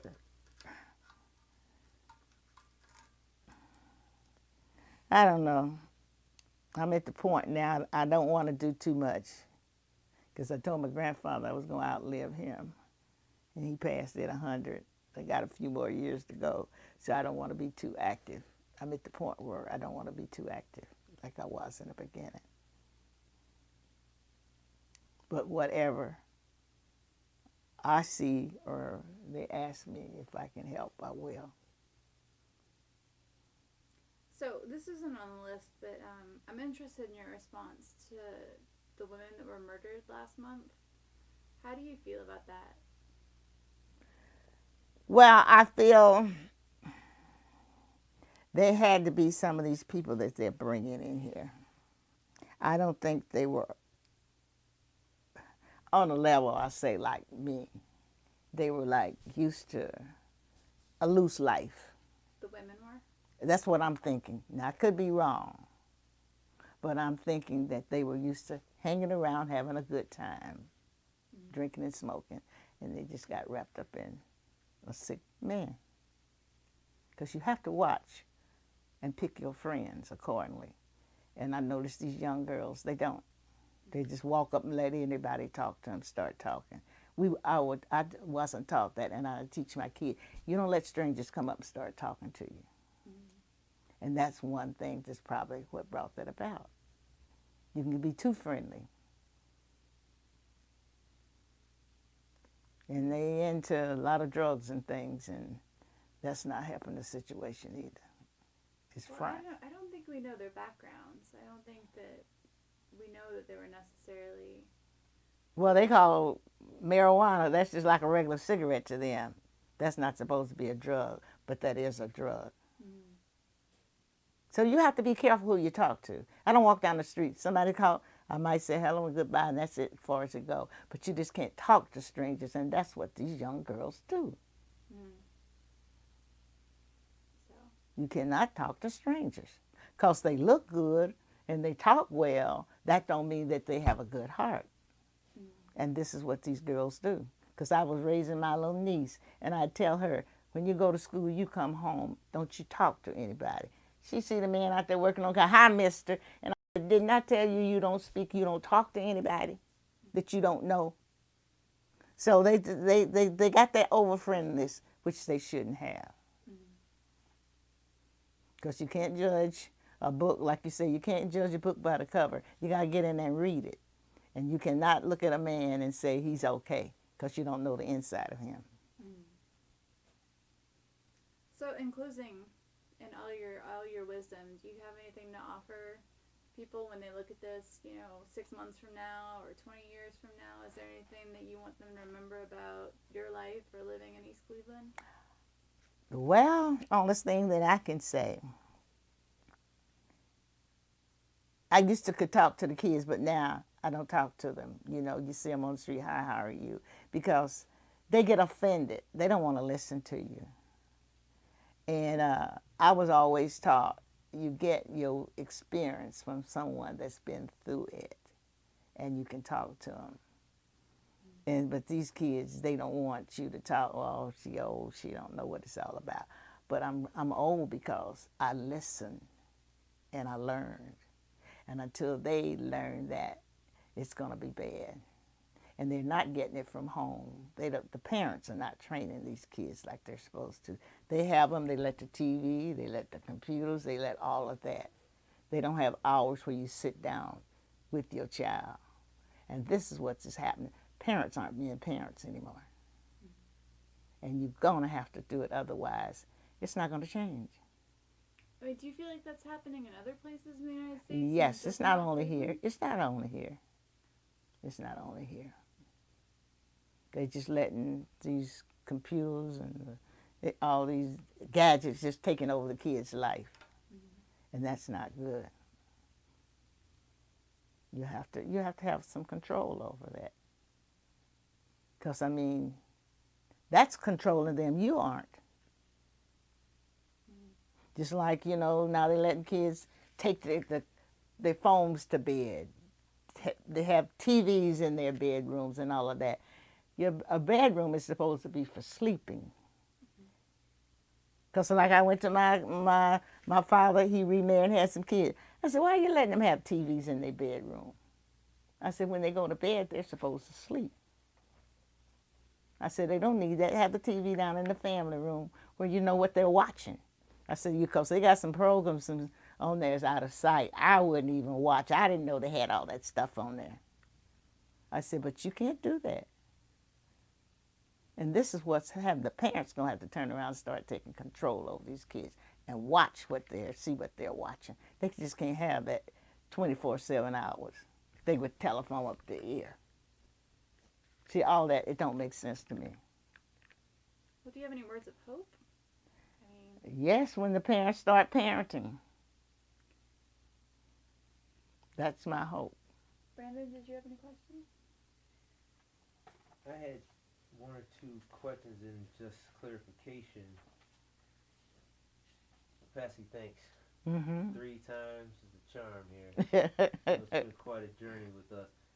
We are in Ward 2, and NOAA stands for Northeast Alliance for Hope. And it is a nonprofit. It's not a government or organization. It is for community organizing. It's to actually build better, stronger community by bringing the information and getting residents involved in the city, in government, and in the city. For clarity, I just wanted to follow up on your husbands. Were both your husbands military guys? Okay. And they were both? Not only one was, but he wasn't a career. There's only one was a career soldier.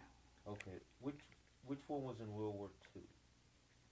They both was in World War II. But the one, my last husband, he was still in the service. Okay, so he was a career. He was a career man. I may know this from other conversations that we've had, but if you could go into some of your when you were doing drapes Mm-hmm. and furniture. Can you tell us a little bit more about that and how your clientele kind of shaped out and who your customer was and why? Well, it was a lot of people, like they were used to buying stock drapes. They couldn't understand my price. And it was the only one, I got the professional in all races. They understood. Some had decorators and some hadn't. This is how I was able to build my clientele up. Word to mouth. I put out cards. I did not advertise because I didn't want to spend up a lot of time with the customer. Because, see, I sold and then I made my drapes. I did all my own sewing. Couldn't get nobody in here to help me that would do like I would tell them to do and wanted to do good work. So mostly my work was referrals. And I had some darn good customers all over the city. But that's the way I got them. And like I tell them, you have your price, because when I give you my price, there's no argument. I know what my price is. I knew what all the companies and what all the people was charging. I said, but I can't do it to you for free, so don't give me an argument. And that's the way I got it. But I had some very known people around here I did work for. Okay. And what did your customer look like? All races, all types, all professionals. Mostly my better customers were all professional people. Okay. Were they women? Women, and I had some men. Mm-hmm. And I used my house as, I let them come in to see what I could do so they didn't have to question me. And then I would take pictures. And some of the people I didn't think was going to let me take pictures of their houses. And they said, Patsy, aren't you going to take a picture? Yeah. I didn't know, the position you're in, I didn't think you wanted me to take a picture. But everybody I did work for wanted to be in my book. Oh, I got books and books of pictures of work that I did. I was happy. Yeah.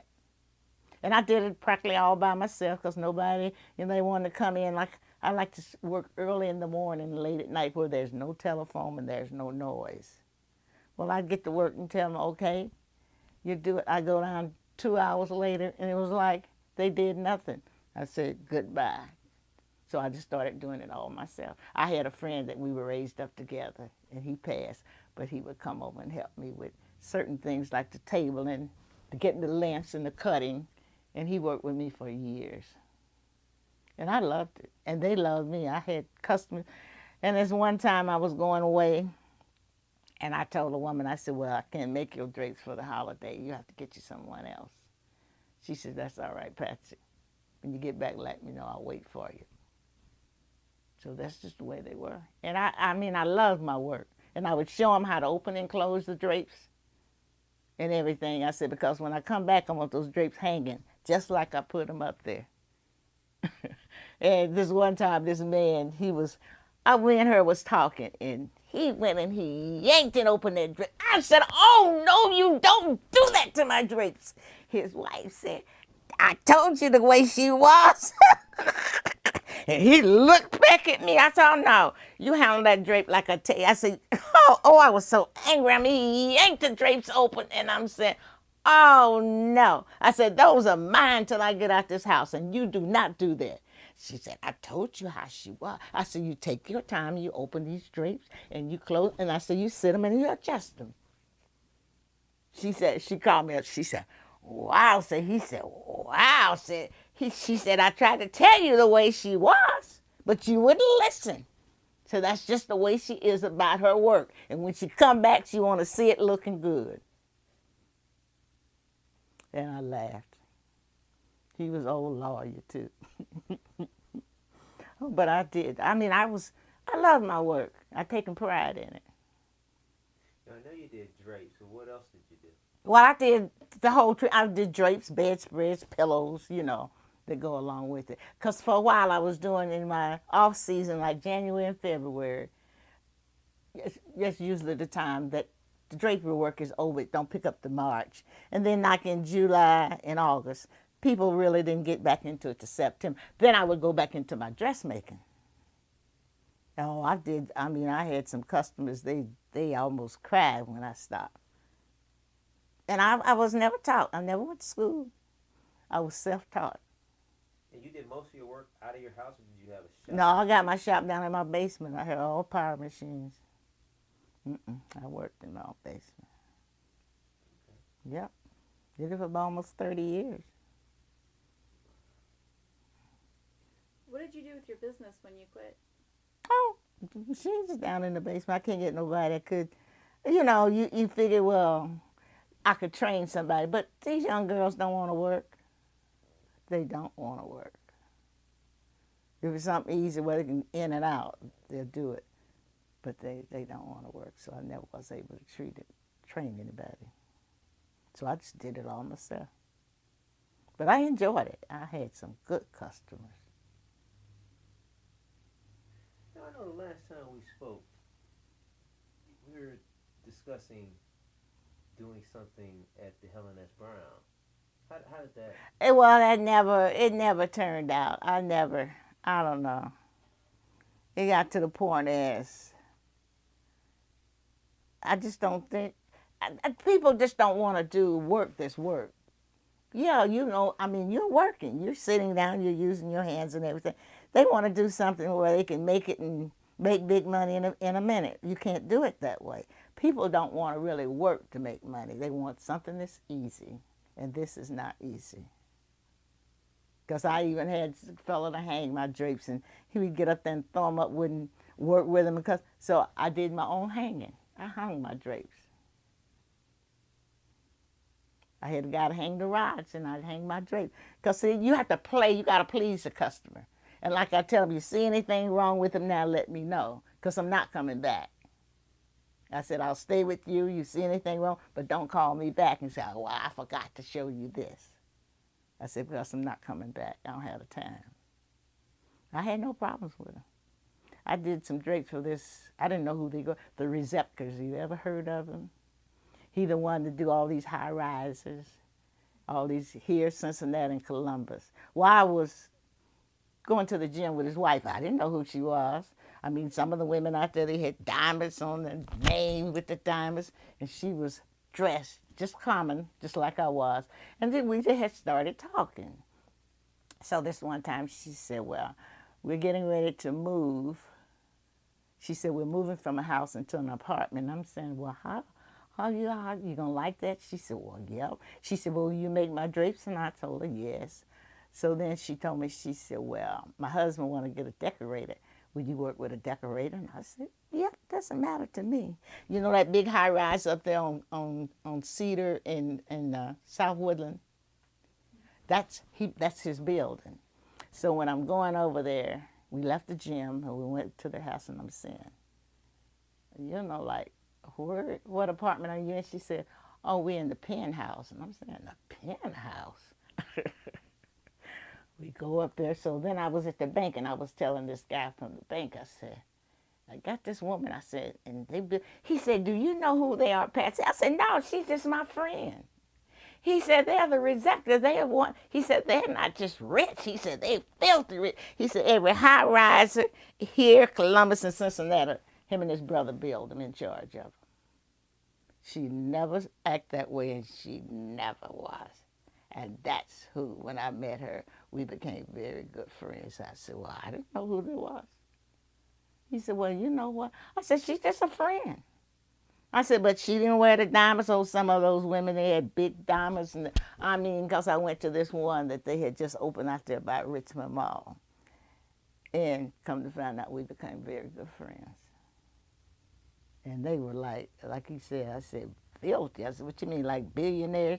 He said, well, do whatever you want to. He said, but every high riser from here to Columbus and Cincinnati, him and his brothers in charge of it. And she told me when she come to this country, they were poor. They didn't have anything.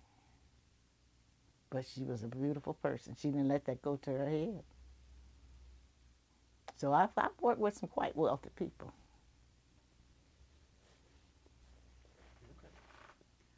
Well, thank you very, very much for this opportunity. We appreciate your patience with us coming back. And I'm glad it's taken so long. No, you have wonderful impactful stories, and you're a very, very important part of this project. So thank you. Thank you. Thank you for choosing me.